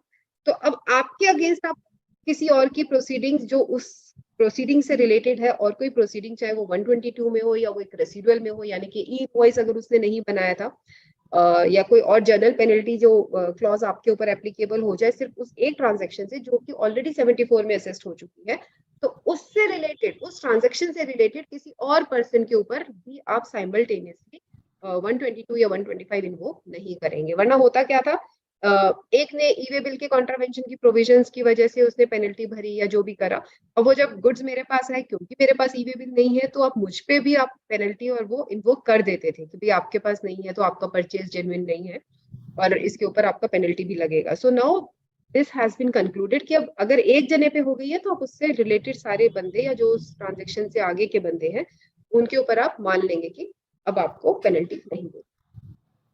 एक सर्कुलर है बहुत इंपॉर्टेंट है जहां पे उन्होंने लिखा था कि एक माइनर मिस्टेक्स अगर कुछ होती हैं कि स्पेलिंग मिस्टेक हो गई, पिन कोड में गलती हो गई, एड्रेस में गलती हो गई, 1 और 2 डिजिट जो ई-वे बिल के हैं उनमें कहीं कोई डॉक्यूमेंट के डिजिट में कहीं कोई मेंशनिंग करने में गलती हो गई, व्हीकल नंबर के किसी कैरेक्टर में आपसे गलती हो गई, HSN के डिजिट्स लिखने में आपसे कोई गलती हो गई, तो इन सबको आप माइनर गलतियां मानेंगे क्योंकि इन सब से आपकी सप्लाई को बहुत ज्यादा फर्क नहीं पड़ने वाला है। इनवॉइस अगर आपका ठीक है तो इन सबको आप माइनर मिस्टेक्स मानेंगे और माइनर मिस्टेक्स की पेनल्टी जो है वो 500 रुपए दोनों एक्ट की है under section 125 of the CGST act. और उसी के हिसाब से इन सारी गलतियों को ध्यान में रखते हुए, और ये लिस्ट एग्जॉस्टिव लिस्ट नहीं है, ये एक इलस्ट्रेटिव लिस्ट है और इसमें और भी कुछ सिचुएशन एज पर दी एजुकेटिंग अथॉरिटीज आ सकती हैं, तो आप उसके ऊपर 500 रुपए का ही जो है वो टैक्स की लाइबिलिटी लगाएंगे और वो जो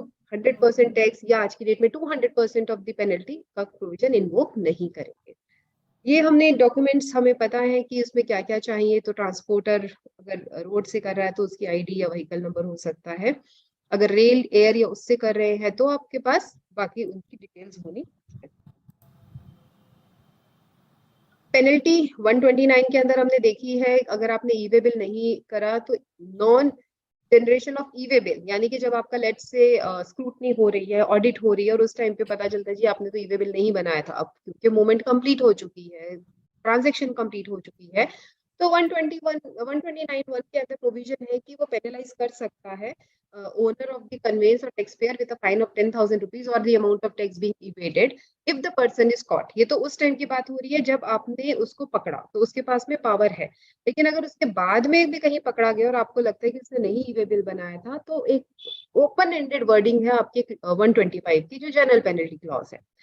बट मेरा अगर आप ओपिनियन पूछेंगे तो मेरा ये ओपिनियन है कि अगर ई-वे बिल नहीं बना, आपकी गुड्स की मूवमेंट कंप्लीट हो चुकी है, तो आज की डेट में आप मुझे उस मूवमेंट के दौरान बनाने वाले ई-वे बिल को आज आप मुझको पेनलाइज नहीं कर सकते। और मैं इसको बहुत बेसिक से एग्जांपल से समझती हूँ। अगर मुझे ट्रेन पे ट्रैवल करना है तो मुझे ट्रेन का टिकट चाहिए। टिकट चेकर जो है वो मैं जब जर्नी कर रही हूँ उस दौरान अगर मुझसे टिकट मांगता है और मेरे पास टिकट नहीं है तो I will be a defaulter और मुझे बिना टिकट के यात्रा करने का जो जुर्माना है या जो भी सजा है वो मुझ पे वो लगा सकता है। इनफैक्ट मैं बिना ट्रेन के टिकट के ट्रैवल करके अपने डेस्टिनेशन पे पहुंच गई, पर प्लेटफॉर्म पे और अभी मैंने प्लेटफॉर्म एग्जिट नहीं करा, पर वहां पे भी अगर टिकट चेकर मुझसे टिकट मांगता है और मेरे पास टिकट नहीं है, तो वो मुझे बिना टिकट के ट्रैवल करने के जुर्म का जो भी सजा है वो उसके पास पावर है इन्वोक करने का। बट मैंने जब प्लेटफॉर्म भी क्रॉस कर दिया, यानी ट्रेन की मेरी डेस्टिनेशन पे आ गई, मेरे प्लेटफॉर्म से भी मैं बाहर निकल चुकी हूँ, let's say I am on my way to my home, उस दौरान मुझ पे ये वाले प्रोविजन का इन्वोकेशन नहीं हो सकता कि मैंने बिना टिकट के यात्रा करी, क्योंकि उसका दायरा, उसको चेक करने का दायरा वहीं तक, उसके बियॉन्ड नहीं है।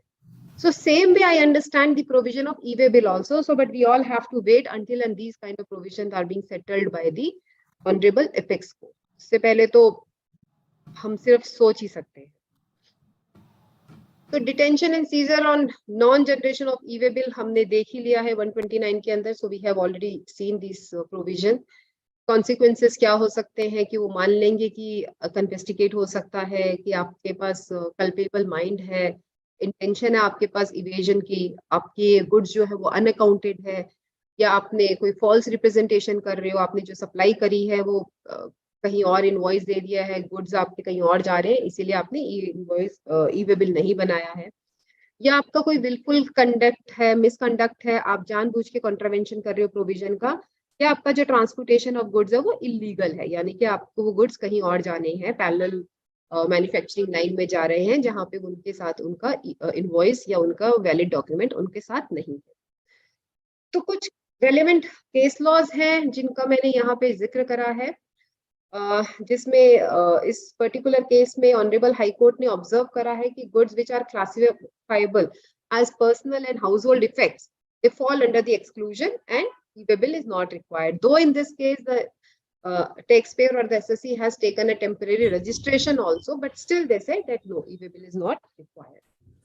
Similarly, mere expiry of e-way bill during the transit of vehicle cannot be a ground for detention and seizure. क्योंकि मेरे पास vehicle expiry के बाद भी मेरे पास उसको extend करने का time period है, सिर्फ इसलिए कि e-way bill ट्रांजिट के दौरान एक्सपायर हो गया, आप उसे नहीं रोक सकते हैं। लेकिन जैसे कि अभी हमने शुरू में डिस्कशन में ही बोला, ये सारी बातें आप जब कोर्ट पहुंचेंगे तब समझ में आएंगी, या तब आप इनका ग्राउंड ले सकते हैं। As on date ground reality में तो वो सामने लिखी हुई लॉ को नहीं पढ़ना चाहते ऑफिसर्स, तो हम उनसे कैसे एक्सपेक्ट कर सकते हैं कि वो हमें इन सब केस लॉज के बेसिस पे कोई भी रिलीफ देंगे, विच I really doubt.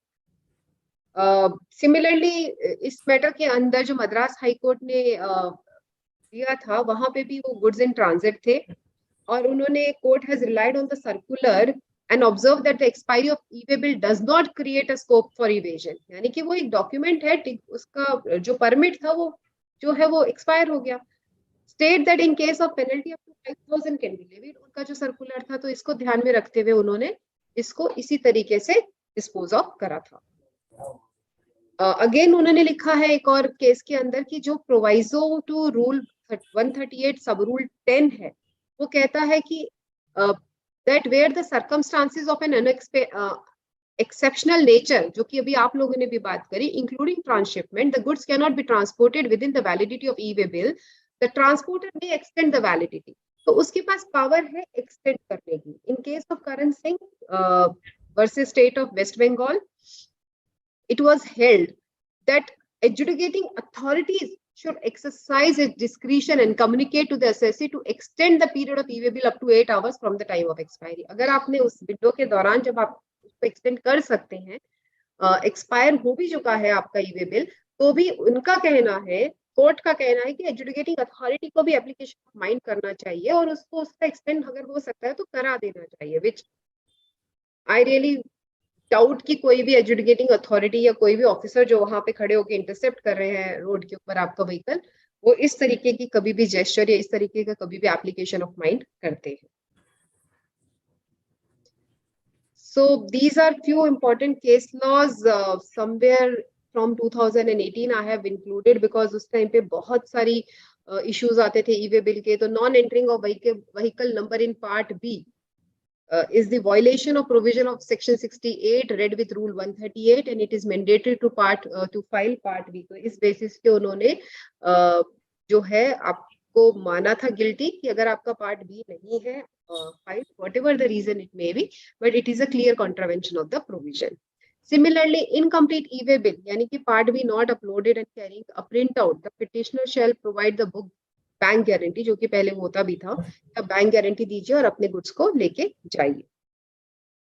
Similarly on राय प्रिज्म माइनर एरर्स जो हमने देखा should not be capitalized to collect the penalty. अगर माइनर एरर है तो वो 500 रुपीज की आप पेनल्टी लगा के ईच टैक्स आप उनसे कलेक्ट कर सकते हैं.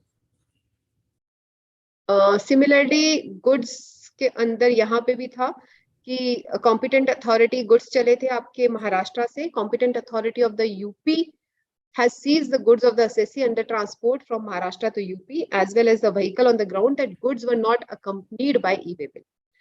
Held that has been downloaded by the petitioner much before the detention and the seizure of the goods and the vehicle, disclosing all the necessary information.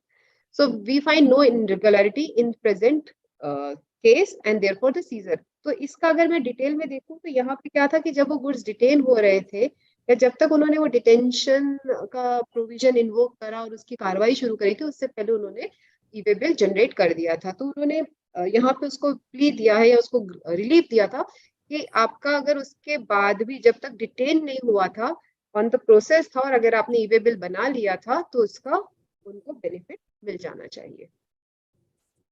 No seizure if e way bill produce after interception, यानी कि interception same line पे था, interception हो चुका है vehicle का लेकिन scissor नहीं हुआ, तो इसलिए उस केस में भी आपका कोई ज्यूरिसडिक्शन नहीं बनता है और आप उसके ऊपर कोई भी कार्रवाई नहीं कर सकते हैं, क्योंकि इट इज इम्पोर्टेंट कि आपको ऑथेंटिसिटी प्रूव करनी है और यहाँ पे ट्रांजैक्शन की ऑथेंटिसिटी प्रूव हो रही है. Seizure of goods as the goods delivered to a different place than specified in the address. So again वहां पे मद्रास हाई कोर्ट ने ये डिसाइड करा कि यहाँ पे इंटेंशन टू वेट टैक्स नहीं है. हो सकता है ड्राइवर को नहीं पता है या ऑफिसर ड्राइवर को बाद में इंफॉर्मेशन दी या वो अपडेट नहीं कर सका ई-वे बिल में और उसने दूसरे डेस्टिनेशन पे गुड्स उतार दिए, बट उससे आपका इवेजन ऑफ टैक्स नहीं होता है या कोई रेवेन्यू को लॉस नहीं है. So this stand was taken in the matter of TVL RK Motors. Similarly minor difference का ही ये केस लॉ है कि उनको अगर कोई क्लरिकल एरर है कुछ है तो आपको उसको उसी हिसाब से देखना चाहिए. Honorable Gujarat High Court has decided in the matter of Synergy Fertichem that for the purpose of issuing a notice of confiscation under section 130 of the Act at the threshold, that is at the stage of detention and seizure of the goods and conveys, the case has to be such a nature on the face of the entire transaction that the authority should be convinced that the contravention was with a definite intent to evade taxes. यानी कि मेरे से कोई गलती से हो गया या मैं एक जेन्युइन बिलीफ के साथ मैंने वो ट्रांजैक्शन कंडक्ट करी जहां पे मेरे कोई मेंजरिया नहीं प्रूफ होती, तो आप उसको 130 को इन्वोक नहीं कर सकते. It is very helpful case law that mere suspension may not be sufficient to invoke section 130 of the Act straight away. So intention has to be proved, mens rea have to be. So these are the few case laws which I found useful, so I have shared with you all. And with this, I'll complete my deliberation. And I'm opening the forum for the queries, and I hope I was able to travel or sail you through the provision of e-way bill along with the inspection and confiscation provision and legal aspect with respect to all these provisions. So I hope जो e-way bill के provisions हैं हम उनसे कुछ हद तक रूबरू हो पाए और कुछ हद तक हमने उनकी निटिग्रिटीज के ऊपर में डिस्कशन करा और कुछ केस लॉज जो मुझे इम्पोर्टेंट लगे वो मैंने अपनी प्रेजेंटेशन में आप लोगों के साथ शेयर करे हैं ताकि आप उनको थोड़ा और डिटेल में देख सके. और अगर आपके कोई भी मैटर में उनकी जैसा सिमिलर फैक्ट्स हैं तो आप उनके ऊपर रिलाई कर सकते हैं. So with this I am opening the forum for the queries. Rakesh Babu Garg Agra, unmute कर लीजिए अपने आप को. राकेश बाबू आगरा. हेलो, आवाज आ रही है सर? आ रही है, बोलिए. रूल 55 में ट्रांसपोर्टेशन विदाउट टैक्स इनवॉइस का जो बाय डिलीवरी चालान है जो, तो मैडम इसमें मेरी क्वेरी है कि हमें क्या टैक्स इनवॉइस पहले रेज करने के बाद चालान से माल भेजेंगे, या चालान से माल भेजते रहे बाद में टैक्स इनवॉइस जारी कर दें एक? सर, अगर आप टैक्स इनवॉइस का प्रोविजन पढ़ें, आपको टैक्स इनवॉइस कब इशू करना है? बिफोर और eight the time of supply. तो सप्लाई के बाद आप तो इनवॉइस इशू करेंगे अंटिल अनलेस वो अप्रूवल पे है। आपके नो पास नो टाइम नो लिमिट है लॉ में। नो नो नो, अप्रूवल की बात नहीं हो रही मैडम। तो सर उसके बाद तो आप टैक्स इनवॉइस इशू करने का टाइम ऑफ सप्लाई में लिखा हुआ है कि आप इनवॉइस कब इशू करेंगे। इनवॉइस आप इशू करेंगे बिफोर और eight the time of delivery. तो मेरा या तो कहना आप इनवॉइस पहले इशू कर सकते हैं, या आप जिस टाइम पे डिलीवरी कर रहे हैं या गुड्स को आप हैंड ओवर कर रहे हैं तब आपको इनवॉइस देना है। अब मोमेंट जब आप कॉस्ट करा रहे हैं तो आपके पास इनवॉइस होएगा ही होएगा, या तो उससे पहले इनवॉइस इशू हो चुका है तो डिलीवरी चालान होगा। अगर उससे पहले इनवॉइस इशू नहीं हुआ है तो eight the time of movement होगा। मेरा मतलब वही है कि मूवमेंट से पहले, यानी कि अकेले ऐसा संभव नहीं है कि डिलीवरी चालान हम इशू कर दें एक हफ्ते में। 8 हमने डिलीवरी चालान जारी कर दिए, माल भेज दिया, तो बाद में टैक्स इनवॉइस नहीं बना सकते। टैक्स इनवॉइस तो पहले ही रेज करना पड़ेगा ना मैडम, मतलब ये हुआ ना। बिल्कुल सर, अगर आपने वो पहले 8 बार जो इनवॉइस के बिना भेजे हैं वो फिर आपको लिखना पड़ेगा कि वो आपने ऑन अप्रूवल भेजे,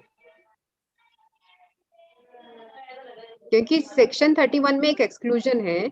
आप बिना इनवॉइस के कब गुड्स भेज सकते हैं? 186 वो मंथ्स के लिए भेज सकते हैं उनको, जी जी जबकि जी वो जी। एक अप्रूवल पे जा रहे हैं। अब वो मैडम कंज्यूगेटिवली वो तो कई एक बार भेज दिया, 2 बार भेज दिया, और अमाउंट भी वैसा है उसका, तो तो फिर लगातार अब तो वो नहीं अप्रूवल नहीं हो सकता, तो आपको डिलीवरी चालान पे नहीं भेज सकते, आपका इनवॉइस पहले इशू होगा। हमारे हमारे बहुत से साथी या बहुत से केसेस में ये कर रहे थे कि डिलीवरी चालान से माल भेजते जा रहे हैं। कल भी कई मामले आए सामने कि साहब उन्होंने 10-10, 12-12 डिलीवरी चालान से माल भेज दी। बाद में से हम तो हफ्ते के हफ्ते बना देते हैं डिलीवरी चालान के बाद में बिल माल भेज देते हैं डिलीवरी चालान। तो मेरे हिसाब से वही था कि वो गलत है, और हम लोगों को विशेष ध्यान रखना है। टैक्स इनवॉइस पहले जारी करके उसके कंप्लाई बाद में फिर डिलीवरी चालान उसका नंबर, बिल का, इनवॉइस का नंबर डालते हुए जारी करेंगे। बिल्कुल सर, बिल्कुल। यही कहना था मेरा। Thank you madam. अच्छा, रुपेंद्र टंड साहब, रुपेंद्र टंड हेलो। रुपेंद्र जी, हाँ जी, हाँ जी, हाँ जी, बोलिए। नमस्कार मैडम।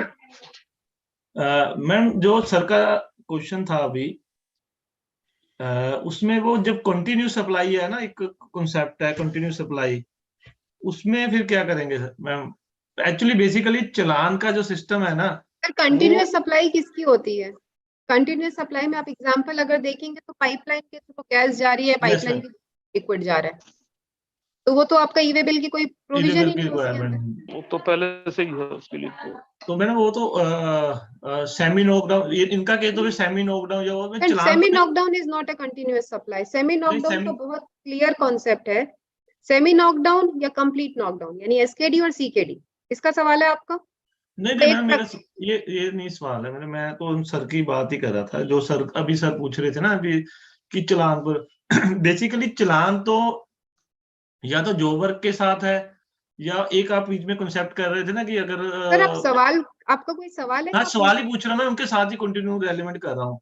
वो जी। सर अभी चालान की बात कर रहे थे, मुझे बेसिकली जीएसटी में मुझे चालान का कोई कंसेप्ट समझ नहीं आया सिवाय जॉब वर्क के, या वो जो आप कह रहे थे एग्जीबिशन के, या अपनी ही ब्रांच को भेजना है विदिन सर विदिन अपनी ब्रांच को भेजने में आप डिलीवरी चालान इंट्रा नहीं स्टेट। मैंने इंट्रा स्टेट, मैं क्वेश्चन पूरा कर रहा हूँ। इंट्रा स्टेट जो सर कह रहे थे, वो कोई कंसेप्ट कोई है मैडम चालान का? मतलब मुझे कहीं बीच में भी हैंड रेज किया था, इसलिए सर किया था कि चालान किस का चीज आपने की एक आप जगह पूछ कहा रहे? डिलीवरी चालान पे क्या चीज पूछना चाह रहे हैं? मुझे आपका डिलीवरी सवाल चालान नहीं क्लियर है।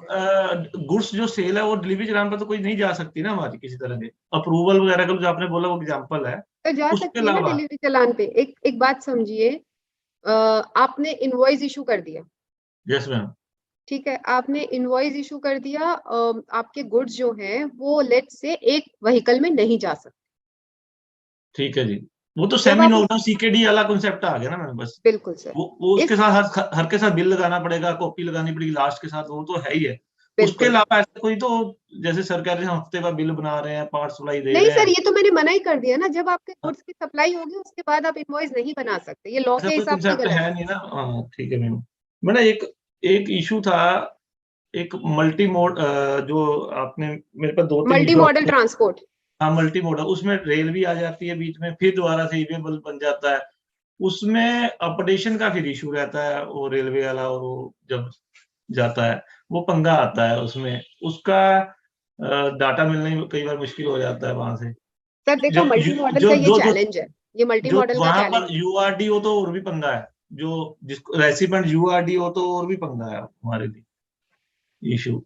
आपको मल्टी मॉडल के अंदर सर प्रॉब्लम कहाँ आती है कि आपने ई वे बिल बनाया, आप यस बनाओगे ई मैम। वे बिल, लेट से आपने गोवा से माल शुरू करा और हाँ आपने जी। उसको यूपी में भेजना है कहीं, यस मैम। लेट से नोएडा भेजना है। ओके अब वो मैम। गोवा से नोएडा हो सकता है बीच में आपका ट्रेन से आए, यस मैम। गोवा से कहीं रुका, वो ट्रेन से आएगा और ट्रेन के बाद फिर वो वापस वहां से डॉक से वहां आगे आएगा। तो अब यस मैम। इसमें जिम्मेदारी किसकी है माल पूरा पहुंचाने की? आपके साथ कोई ना कोई आपका ट्रांसपोर्टर अलाइन होगा 100%। बिल्कुल मैम। तो ये उसके ऊपर ओनस है कि वो पार्ट एक जो वहां से पहले जो बनेगा वो आपका रेलवे डॉक तक बनेगा, फिर रेलवे डॉक से वो आपको आगे का बनाना पड़ेगा। इसके वो अलावा आपके पास व्हीकल कोई ऑप्शन नहीं। अपडेट करता रहेगा मैडम। बिल्कुल मैं सर, कोई ऑप्शन नहीं है। मैंने आपके मतलब सेमिनार से ये देख रहे, कुरियर एजेंसी वाले हैं जो, जी आज कल ही मुझे क्या मुश्किल है, क्लाइंट ने एक्सपोर्ट करनी है, वो शायद उड़ीसा से माल ले रहा है, और आई एम इन पंजाब, तो मेरा क्लाइंट पंजाब से है, वो कहता है कि वहां पर ही पोर्ट है तमिलनाडु, आई थिंक तमिलनाडु में कहीं पोर्ट पर जाना है, वहीं से। टुटीकोरिन जाना है। हाँ जी, हाँ जी। पर वहां से बाय एयर जाएगा, हम तो ट्रांसपोर्ट का बनाएंगे, कुरियर एजेंसी वाले फिर इसको, ये भी मल्टी मोड बन गया मैडम। कुरियर मल्टी मॉडल नहीं होता है सर, कुरियर एजेंसी वाले वहां से उठा के सिर्फ पोर्ट तक बनाएंगे ई वे बिल। वो तो पार्ट भी पूरा कर लेंगे, जो बाय एयर जाएगा उसकी कोई बाय एयर ऑपरेशन। का ई वे बिल नहीं बनता ना sir, motorised vehicle, motor vehicle में एयरप्लेन नहीं आता। मान लो वहां से बाय एयर कुछ आता, फिर पंजाब में आता, फिर मल्टी मोड बन जाता। सर मल्टी मॉडल के लिए रोड, वेसल या रेल, ये तीन नहीं, है। वो कंसेप्ट क्या था, वहां से तमिल, मान लो वो पोर्ट में जाओ, एक पहले कंसेप्ट क्या बना था उसने, रोड तक अपने सर आप इंपोर्ट और एक्सपोर्ट को, डोमेस्टिक सप्लाईज को मिक्स मत नहीं, करिए। तो मल्टी उसने मॉडल आपका डोमेस्टिक में आएगा, इंपोर्ट एक्सपोर्ट में आपका मल्टी मॉडल तब आएगा जब आपका रोड और उसके अलावा भी कोई और मोड ऑफ ट्रांसपोर्ट मोड हो। अपार्ट फ्रॉम इंपोर्ट, पोर्ट के बाद अगर उसमें मल्टी मॉडल लगेगा तो मल्टी मॉडल आएगा।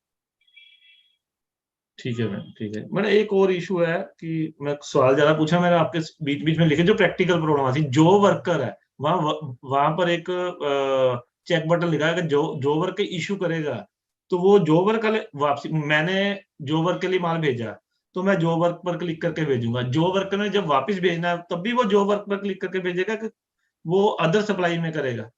कौन? जो वर्कर, सर जॉब जो वर्कर तो इनवॉइस आफ्टर जो वर्क, सर्विस जब का वो हो तो गुड्स, आपको भेजेगा अदर सप्लाई, क्योंकि जॉब वर्कर आपको इनवॉइस सर्विस का देगा और सर्विस के लिए ई वे बिल नहीं बनता। मैं उसको गुड्स ई का वे तो बिल इसलिए बनाना है क्योंकि आपके गुड्स उसको वापस पहुंचाने हैं। तो यस मैम। सबसे सेफ होता है जब जॉब वर्कर पे जाए, आप अपना इनवर्ड का चालान भी दे दो उसको और इनवर्ड का ई वे बिल भी खुद बनाए। मतलब मैडम वहां पर जो वर्क का बटन बना हुआ है, वो ओनली जो मैं ओनर हूँ, मैंने जो वर्क के लिए भेजना उसके लिए बना है, जो वर्कर के लिए वापस गुड्स करने के लिए वो बटन नहीं है। नहीं है सर, जॉब वर्कर तो वो सर्विस का इनवॉइस देगा। नहीं, इनवॉइस की नहीं, वो गुड्स वापस करेगा तो अदर देन सप्लाई में ही करेगा वो। ऑब्वियसली सर, अदर उसकी देन, उस वो सर एक बात समझो, ई वे बिल आप किसके बेसिस पे बनाते हो? टैक्स इनवॉइस, डिलीवरी चालान या bill of supply? Yes ma'am. उस नहीं, वो जो वहां जॉब पर वर्कर है वो ई वे बिल किसके बेसिस पे बनाएगा? मैम, वहां पर चलान आ जाता है ना, जब हम जो वर्क पर क्लिक करते हैं वहां पर चलान ही आएगा, वहां इनवॉइस नहीं आएगा। तो चालान आएगा तो वो ठीक चालान है जी। अदर देन सप्लाई का आएगा ना। वो चालान उसका अगर चालान है, चलिए मैं मान लेती हूँ आपके जॉब वर्कर ने चालान बनाया, ठीक है जी। ठीक है ना, तो वो चालान किस चीज का बनाएगा सर? जब वो गुड्स बेच रहा है वो अदर देन सप्लाई का बनाएगा, तभी तो अदर देन डिलीवरी सप्लाई, चालान है। जो बेसिकली वो जो वर्क का बटन है वो सिर्फ सप्लायर के और गुड्स के लिए, जो वर्कर वापस तो करने के लिए क्योंकि आपने सवाल में आंसर खुद ही कर दिया कि डिलीवरी चालान बनाएगा, तो डिलीवरी चालान तो कभी भी सप्लाई के लिए नहीं बनता। मैडम मैं अह, शायद मैं कनेक्ट नहीं कर पा रहा क्वेश्चन को, कि वहां पर जो वर्क वाला जो बटन इन्होंने इंट्रोड्यूस किया था, वो जिसने वो जो सिर्फ वर्क के जॉब लिए वर्क के लिए जब माल जाता है उसके लिए। उसके इनवर्ड के लिए उसके नहीं तब बनेगा, तब अदर देन सप्लाई में। जी। ठीक है ma'am, thank you ma'am. Rupinder ji, आप कह रहे थे कि सब डिलीवरी चालान का कॉन्सेप्ट नहीं जीएसटी में, मैं हाँ कह जी, रहा हाँ हूँ जी। भट्टे वाले हुए, स्टोन क्रशर वाले हुए, रेडीमिक्स कंक्रीट वाले हुए, दिन भर में सप्लाई देते हैं, शाम को एक बिल रेज करते हैं, जो कि गलत है। पहले बिल उनको रेज करना चाहिए, उसके बाद डिलीवरी चालान से माल सप्लाई करते रहना चाहिए। ठीक है बिल्कुल ना? सर, ये यही प्रैक्टिकली बहुत काम आता है, और लोग बहुत ज्यादातर बहुत से लोग गलती कर रहे हैं। बिल्कुल सर, बिल्कुल जी। बिल्कुल है। ठीक है ना? Thank you. एक संजय मिनट, मैं बोलना चाहता हूँ, एक मिनट मुझे परमिशन दीजिए। भट्ट कंटिन्यूस सप्लाई में एक्ट में ही प्रोविजन है, मैंने स्टार्टिंग में ही पढ़ा था। अगर आपके बिल ऐसे हैं कि आपका एक ऑर्डर है, तो आप महीने में एक बिल जारी कर सकते हैं। मेरे हिसाब से जो ये कहना कि आपको तुरंत ही बिल जारी करना पड़ेगा तो दूसरे इस कंडीशन में, तो मैं इस चीज को उससे सहमत नहीं। और हर अगर आपके पास ऑर्डर है और आप कंटिन्यूस सप्लाई दे रहे हैं उसे, तो महीने के लास्ट में एक बिल जनरेट कर सकते हैं। कहीं भी इसमें कोई इलीगलिटी नहीं है। अब जहां तक इसका सवाल है चालान का, चालान तो कई सिस्टम के हो सकते हैं, 5 भी हो सकते हैं। मैंने अपने क्लाइंट को स्टार्टिंग में ही ऑप्शन बता दिया था कि इसमें आपके चालान जनरेट हो सकते हैं। अब जैसे ये है कि आपको कुछ जॉब वर्क का मैटर आता है, ज्यादातर लोग क्या करते हैं, जॉब वर्कर से बताकर भेज देता, उसका ऑप्शन ही खत्म कर दिया। कायदे में जो माल भेजने वाला है उसी के वो ही जनरेट करेगा, इनवर्ड के लिए भी आउटवर्ड के लिए। इसमें कोई वो नहीं है। और इसी चक्कर में ये जो 99 कोड डाल के भेजे थे जॉब वर्कर, अब कोड एक्सेप्ट ही नहीं करेगा वो। और कंटिन्यूस सप्लाई में ई वे बिल जारी, वो कंटिन्यूस सप्लाई में जारी किया जा सकता है। आप इसको इनवाइट वाले उसमें देखिएगा। मैं मेरे हिसाब से मैं सही हूँ, इतना मैं जानूँ। ठीक नहीं भाई। संजय भाई ji, Sanjay Bhatnagar Agra. Hello ma'am. Yes ji बोलिए। सर। मैम एक मेरी सेकंड तीन सर, पैक- एक सेकंड, एक हाँ, सेकंड sure, सर, एक second. In case of continuous supply of goods where successive statement of accounts or successive payments are involved, the invoice shall be issued before or at the time of each statement is issued, or as the case may be, each payment is received. Very right. तो वहां पे है कि या तो आपका जो statement issue हो रही है, यानी कि वो, क्योंकि आप अगर उसको एक साथ देंगे सर, तो आप एक बात समझिए, सेक्शन 16 सबसेक्शन 4 के अंदर, सॉरी 2 के अंदर इंस्टॉलमेंट में आ जाएंगे। इंस्टॉलमेंट में उसको जब आप फाइनल इनवॉइस देंगे उस दिन उसको क्रेडिट मिलेगा, उससे पहले उसको सारी सप्लाईज पे क्रेडिट नहीं मिलेगा। तो या तो वो आपको पेमेंट भी नहीं करेगा। तो इसीलिए आपकी कंटिन्यूअस सप्लाई लॉट और इंस्टॉलमेंट की सप्लाई के साथ कनेक्टेड है।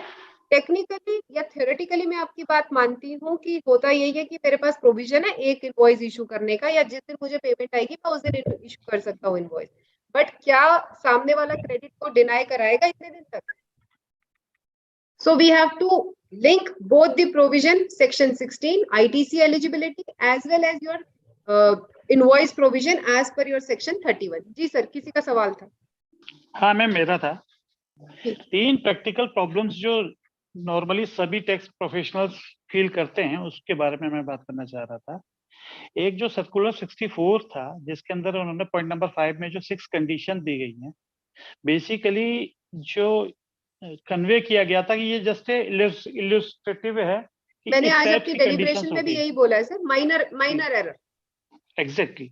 बट क्या है कि नॉर्मली क्या होता है, डिपार्टमेंट स्पेसिफिकली कहता है कि ये 6 कंडीशन यदि फुलफिल होती हैं तो वो 500 की पेनल्टी लगाते हैं, अदरवाइज सर नहीं। मैंने आपको क्या बोला, first level of educating authority, inspector, जो भी ये काम कर रहे हैं, उनसे आप रिलीफ की उम्मीद नहीं रख सकते। नहीं है। मेरा इसीलिए क्वेश्चन था मैम कि इस पे कोई केस लॉ जजमेंट हुआ है सर जिसमें मैंने कोर्ट आपको ने ये माना हो? प्रेजेंटेशन में शेयर करी है ना सर, जो हाँ, इसी उसमें के कौन ऊपर है। राइट एग्जाम में तो ये कवर नहीं हुआ है। सर आप एक बार चलिए। प्रेजेंटेशन देख लीजिएगा, अच्छा, उसमें मैं है। देख लूंगा। ठीक मैम। सेकंड वन, मेरा 2 और प्रैक्टिकल प्रॉब्लम्स हैं। जैसे आज के अंदर जब एक्ट में चेंज हो चुका है कि 2 कंटिन्यूअस टैक्स पीरियड के यदि आप रिटर्न फाइल नहीं करते हो तो आपका रिटर्न ऑटोमेटिकली सस्पेंड हो जाता है।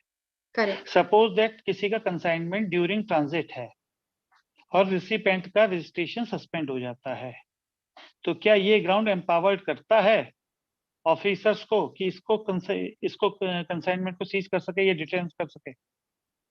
नहीं नॉर्मली करते हैं अधिकारी। सर फिर वही इसी बात ग्राउंड पे है पे ना सर, फिर हम उसी बात पे है ना, उनकी लिमिटेड एप्लीकेशन ऑफ लॉ है। ठीक है, ठीक है। थर्ड वन ये है मैम कि नॉर्मली एक होता है जो सेंसिटिव गुड्स हो रहे हैं, लाइक बीटल नट है, स्पाइसेस हैं, इस टाइप का जो भी होता है ट्रांजेक्शन, उसके अंदर क्या होता है कि सारे डॉक्यूमेंट्स प्रॉपर होते हैं। उसके बावजूद भी जब ऑफिसर इस चीज को डिटेन करता है, कहता है हमारे पास एक स्पेसिफिक इंफॉर्मेशन है तो कि मैंने आइदर क्या बोला सप्लायर, सर, उसमें लिखा है नहीं ना। मैं मेरा क्वेश्चन ये है कि चेक के ऊपर होगा तो उन्हें चेक करना है, या तो वो हमें देंगे या तो हमारे साथ शेयर करेंगे उस प्रॉब्लम, उसको इंफॉर्मेशन को। यदि ड्यूरिंग ट्रांजिट मेरे सारे पेपर ऑन प्रॉपर हैं, तो मेरा ना तो सेक्शन 68 वो करता है, ना 138 वो वायलेशन होता है मेरा रूल 138 का, ना 138 ए का होता है। तो नॉर्मली जब ये डिटेन करते हैं तो क्या रेमेडीज लेनी चाहिए उस समय? Sir, you have the full power to challenge their interception. You need to go and meet their higher authorities. क्योंकि वहां अगर कोई इंस्पेक्टर लेवल का है या सुपरिटेंडेंट है जो आपकी बात नहीं सुन रहा, तो एटलीस्ट आप कमिश्नर लेवल तक जाइए, क्योंकि आपने जो बात बोली, अगर मेरे मूवमेंट के दौरान सारे डॉक्यूमेंट एज पर रूल 138 पूरे हैं, तो मुझ पे 129, 68, 130 इन्वोक नहीं हो सकता। What ever information they may be, चोरी का माल practically बेच तो रही हूँ तो भी उनको प्रूव करना पड़ेगा कि जिससे खरीदा उसने चोरी का माल बेचा है। एग्जैक्टली हमारा पॉइंट ये होता है कि इनको प्रूव करें 155 के अंदर, वो प्रूव करें सेक्शन 155 में, बर्डन ऑफ प्रूफ उन्हीं के पास है। बट नॉर्मली जो ऑफिसर्स या कमिश्नर्स, असिस्टेंट कमिश्नर रुकते हैं और आप हायर अथॉरिटीज के पास जाते हैं, तो भी उनका ये होता है कि सर मैं इसकी जब तक इंक्वायरी नहीं करा लूंगा तब तक मैं डिटेन करूंगा, जबकि ये राइट नहीं है। तो मैम ये पूछिए कि जहां पर इंटरसेप्शन में EWV4 इशू करना होता है ट्रांसपोर्टर को, तो वो क्या अभी वो एप्लीकेबल है? ट्रांसपोर्टर इस ग्राउंड पे कर सकता है कि सारे पेपर के बाद भी डिटेन किया हुआ है तो वो ऑन कॉमन पोर्टल पे दे सकता है इस ग्राउंड नहीं को? सर, ट्रांसपोर्टर का कोई पोर्टल नहीं चालू है। एग्जैक्टली। तो ट्रांसपोर्टर का अब कोई पोर्टल चालू नहीं है। तो EWV4 का क्या पर्पज रहा अभी तक? सर जो GSTR 2 और GSTR 3 का था आज तक। एग्जैक्टली। तो यानी हेल्पलेस है अल्टीमेटली, कि हैरेसमेंट होने के लिए जो चीज रुकी जा रही है, तो फिर तो कोर्ट ही बचे हैं, प्रैक्टिकली तो कुछ चीज रही नहीं। सर प्रैक्टिकली अगर किसी ने हैरेस करने का सोच रखा है, ये तो तीनों ग्राउंड में हैरेसमेंट की ही है। रिसिपेंट्स पे कहते हैं सस्पेंड हो गया, आप इस बात पे रोल लेते हैं। पर्टिकुलर इन्फॉर्मेशन वो कहते हैं आपका सप्लायर फेक है। सस्पेंशन क्या कहता है? नया ई-वे बिल जनरेट नहीं होगा। मैम वो रिसिपेंट के बेस पे है। सप्लायर का, यदि रिसिपेंट का वो हुआ तो रिसिपेंट नहीं इशू कर सकता, सप्लायर का तो इशू होता है ना। सर अगर सप्लायर ने ई-वे बिल बनाया है और माल ट्रांजिट में है, अब उसका सस्पेंड हो गया, तो वो ई-वे बिल थोड़ी इनवैलिड हो गया। बिल्कुल ठीक बात मैम। अब अगर रिसिपेंट ऑलरेडी सस्पेंडेड है तो अभी ग्राउंड तो- नहीं बनती मैम। तो उसमें आपका कोई ग्राउंड नहीं ना, उसको आईटीसी नहीं मिलेगा।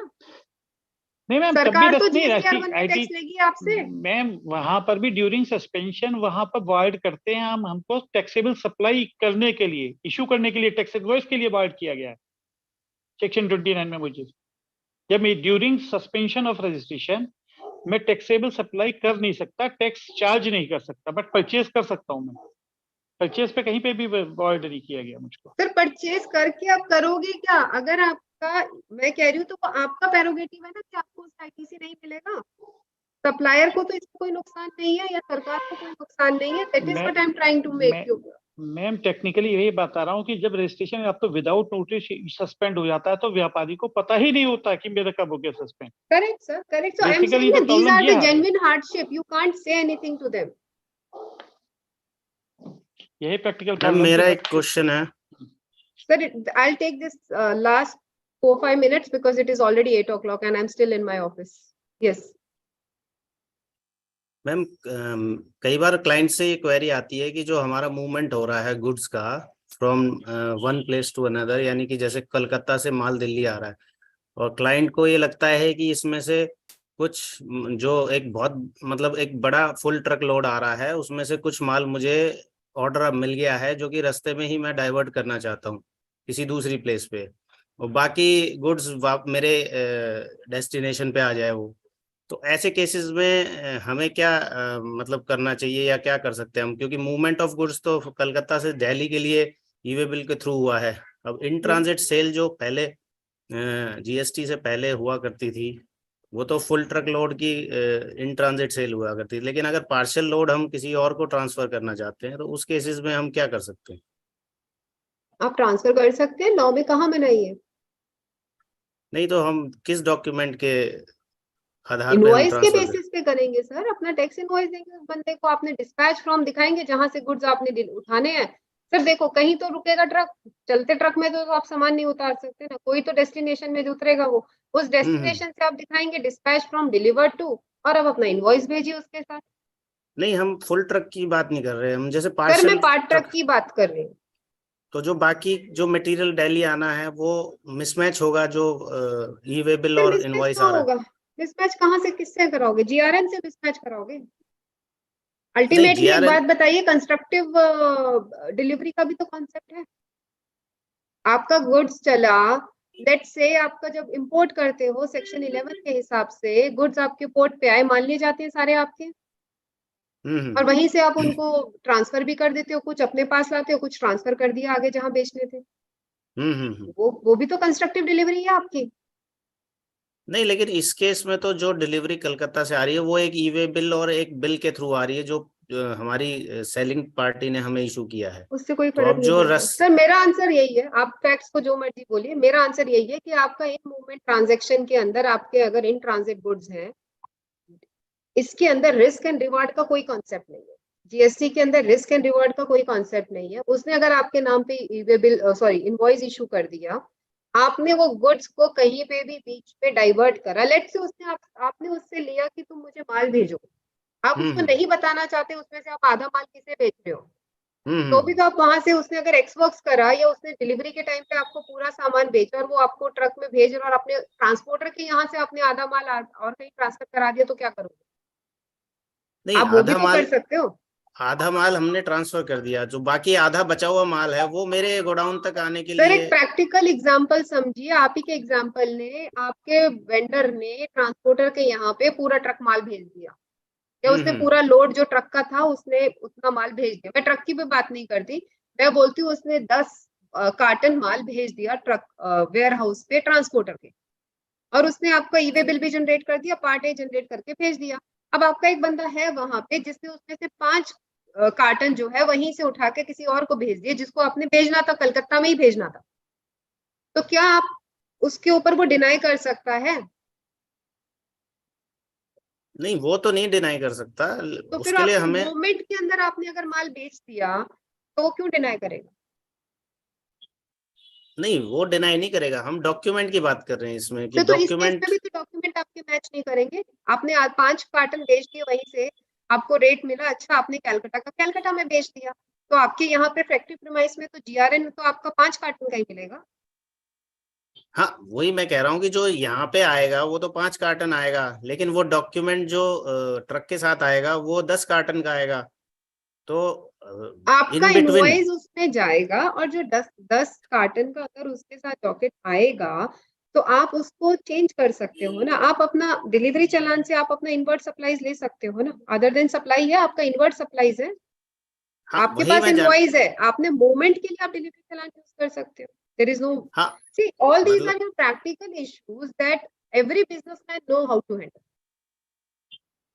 टेक्सटाइल के अंदर ये सबसे कॉमन है कि टेक्सटाइल के अंदर जब आपका टेक्सटाइल यार्न निकलता है, वो ट्रांसपोर्टर के यहाँ रहता है, और जैसे जैसे डिलीवरीज चाहिए होती है वो वैसे वैसे वहां से डिलीवरीज कराते हैं। जो सप्लायर कंपनी है वो पूरे के पूरे यार्न का आपको इनवॉइस काट के देती है, लेकिन आपके गुड्स के अंदर जहां जहां वो डिलीवरी होती है वो दूसरे के इनवॉइस के साथ होती है जिसने वो उसको परचेज करा, तो उसकी डिलीवरी ई-वे बिल की और उसके जो परचेज के इनवॉइस की डॉक्यूमेंट के अंदर क्वांटिटी ऑफ गुड्स है वो मैच नहीं करता। This is a very common example which I am giving you in textile industry. Okay ma'am, thank you. ठीक ठीक, थैंक यू वेरी मच। आज का मेरे ख्याल से मैं यही समाप्त करने की रिक्वेस्ट करूंगा सर मैडम से आज के मीटिंग को। और मैं आज अपने मध्य प्रदेश से होशंगाबाद से शिवमंगल सिंह चौहान साहब, नर्मदापुरम हरदा बार स्टेशन के शिवमंगल सिंह चौहान साहब, आज बहुत दिन बाद आप आए हैं। आज हमारे मैडम का वोटर थैंक्स आप करेंगे, इसके बाद राष्ट्रगान आप करेंगे, फिर सभा समाप्ति की घोषणा। जब राष्ट्रगान हो तो प्लीज अपने फोन म्यूट रखिएगा और अपने सीट पे सब फिर खड़े हो जाइएगा। शिवमंगल सिंह चौहान साहब प्लीज सर माइक्रोफोन अनम्यूट कर दीजिए। सर आवाज आई? जी आई। आज के हमारे वेबिनार में पधारी अर्चना जैन मैडम, जिन्होंने कि ईवी वेल पर आज हमें जो व्याख्यान दिया है और हमको जो ज्ञान अर्जित कराया और हमारे जो शंका समाधान सदस्यों के सवालों के जवाब दिए, आज बहुत अच्छा लगा। वाकई में हमें बहुत दिनों बाद उपस्थित हुआ, कुछ टेक्निकल प्रॉब्लम आ जाती थी। सर तो बोलते थे शर्मा जी की ज्वाइन करो, लेकिन ज्वाइन नहीं हो पाता। लेकिन आज मैंने किसी भी प्रयास करके और ज्वाइन, बहुत अच्छा लगा। और मैडम आपने जो समय दिया हमारे सदस्यों को और हमारे कास्ट के सभी सम्मानित सदस्यों का जो समाधान किया, उसके लिए हम आपके बहुत बहुत आभारी हैं। और सभी सदस्य जिन्होंने अपना बहुमूल्य समय इस वेबिनार को दिया, उनके लिए हम बहुत बहुत हृदय से आभार। धन्यवाद। अब मैं से रिक्वेस्ट करूंगा अपनी सीटों पे खड़े हो जाएं। शिवमंगल सिंह साहब आप राष्ट्रगान करेंगे आप। जन गण मंगलदायक जय हे भारत भाग्य विधाता, पंजाब सिंध गुजरात मराठा द्राविड़ उत्कल गंगा, विंध्य हिमाचल यमुना गंगा, उच्छल चलद तिरंगा।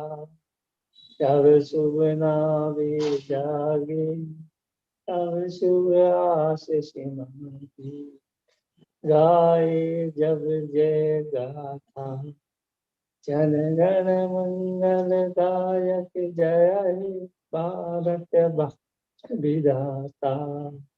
जय हे जय हे जय जय जय भारत माता की जय हो। Thank you very much everyone. आज बहुत अच्छा रहा कार्यक्रम, बहुत अच्छा सेशन चला है आज, और बहुत इतना इम्पोर्टेंट टॉपिक है ईवी बिल का। करीब करीब हर जीएसटी कंसल्टेंट को इसमें टॉपिक में परेशानी आ रही है। इस सब्जेक्ट के ऊपर मैडम ने बहुत बढ़िया समझाया सब लोगों को। अगर किसी को शंका रह गई हो तो आप मेरे से कांटेक्ट कर लीजिएगा, मैं मैडम से पूछ के आपके समाधान करा दूंगा, या मैडम से मैं रिक्वेस्ट कर लूंगा कि अपनी पीपीटी दे दें, मैं आपको पीपीटी शेयर कर दूँ।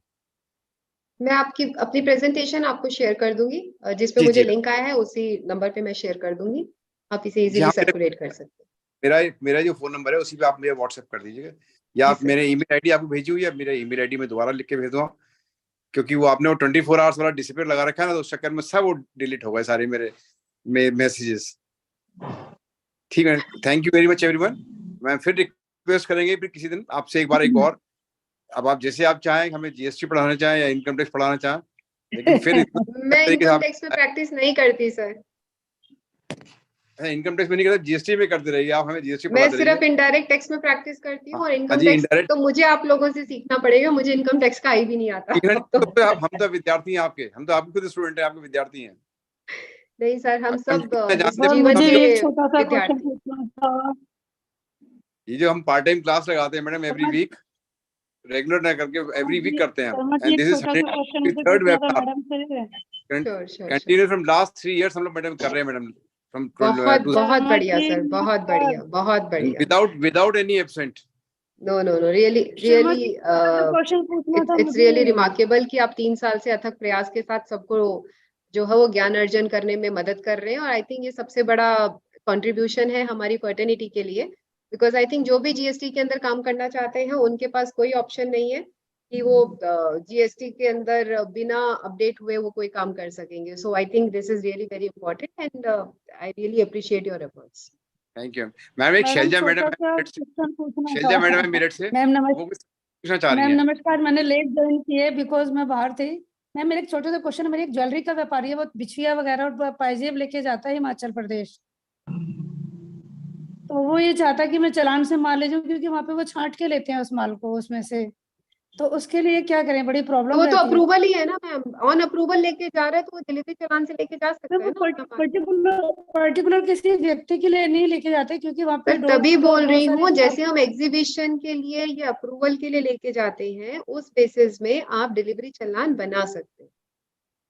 अगर आप अरे उसके सेक्शन लिए पढ़ेंगे e-way डिलीवरी bill इनवॉइस, तो, अगर आप सेक्शन मैम शायद इसके लिए अभी ई-वे बिल तो अभी नहीं लगा ज्वेलरी के लिए ना, सिल्वर ज्वेलरी के लिए, मैं इमिटेशन नहीं के लिए जो समझी लगा आपकी है ई-वे बात। बिल। मैम मैं कह रही हूँ जो ई-वे बिल इसके लिए तो नहीं बनाना अभी, जो सिल्वर ज्वेलरी जो हमारी है बिछिया वगैरह के लिए, नहीं, बिकॉज अभी एक लेटेस्ट अमेंडमेंट 3% आया है टैक्स, कुछ केस तो के लिए, ज्वेलरी के लिए। इमिटेशन पर है। मैम आप ही का सवाल है, मुझे इस पे चेक करना पड़ेगा कि ज्वेलरी के ऊपर इमिटेशन के सिल्वर, लिए आया, इमिटेशन हाँ मैंने ज्वेलरी। सिल्वर जुबली नहीं, मैंने जी इमिटेशन मैम, जी मुझे मैम, ध्यान में है मैम, बट सिल्वर जी ज्वेलरी का I am not sure, that's what I am saying, that you need to check it out. अगर इमिटेशन के अंदर है तो मतलब फिर मुझे आपका सवाल नहीं समझ में आया, जब आपको पता है कि ज्वेलरी के लिए नहीं बनना तो वो समटाइम उसको वहाँ पकड़ लेते हैं हिमाचल में कि तो इतना आप तुम्हारे उसको पास है, दिखाइए इसका क्या कि है। नहीं बनाना है। एक सेकेंड, आई थिंक 138(14) के अंदर कोई अमेंडमेंट नहीं आया है जो ज्वेलरी को लेके, और 138(14) में if I am not wrong jewellery exclusion में है। लेट मी जी just open, give me a moment. हाँ ज्वेलरी है मैम, सिल्वर स्मिथ आर्टिकल है, उसके लिए नहीं बनाना, तो आप उनको दिखाइए टू रूल 138 सब रूल 14। हम चालान ले जाएं बना करके और डोर टू डोर सप्लाई करके, जो बचे माल वो वापस हम फिर चालान बना लें। लाइन सेल के लिए ऐसे ही जाता है, लाइन सेल आइटम जिसको हम बोलते हैं कि जब आपको नहीं पता कि आप किसके लिए लेके जा रहे हो, उस केस में भी आप ऐसे जी ही मैम, करते हैं। हाँ तो सेल्फ चालान हम बना के ले जाएं और सेल्फ चालान से वापस लेकर के आए फिर जो बच जाए माल। Thank you so much ma'am, thank you, nice meeting. Thank you so okay ma'am, much. Thank you very नमस्कार much ma'am, everyone. So thank you अपना so जाके much once again to all the audience and all the organizers and office bearers. It was indeed an honor for me to deliberate on this August platform, and I really enjoyed every moment of it. So thank you so much. अगर कभी भी आपको लगे कहीं पे मेरी आवश्यकता है सहायता की, तो I am मेरे always पढ़ेंगे आपसे, available. पढ़ेंगे, हम तो सब विद्यार्थी हैं आपके, पढ़ेंगे फिर हम। My honor sir, my honor. Thank you so much sir. Thank thank you very you. Much. जय हिंद। जाइए सब लोग अपना अपना व्रत खोलिए, बहुत देर पढ़ लिया आज आप लोग, आज टाइम दिया है, जगह शिवरात्रि का व्रत खोलिए घर बैठ के। Then bye bye everyone, good night.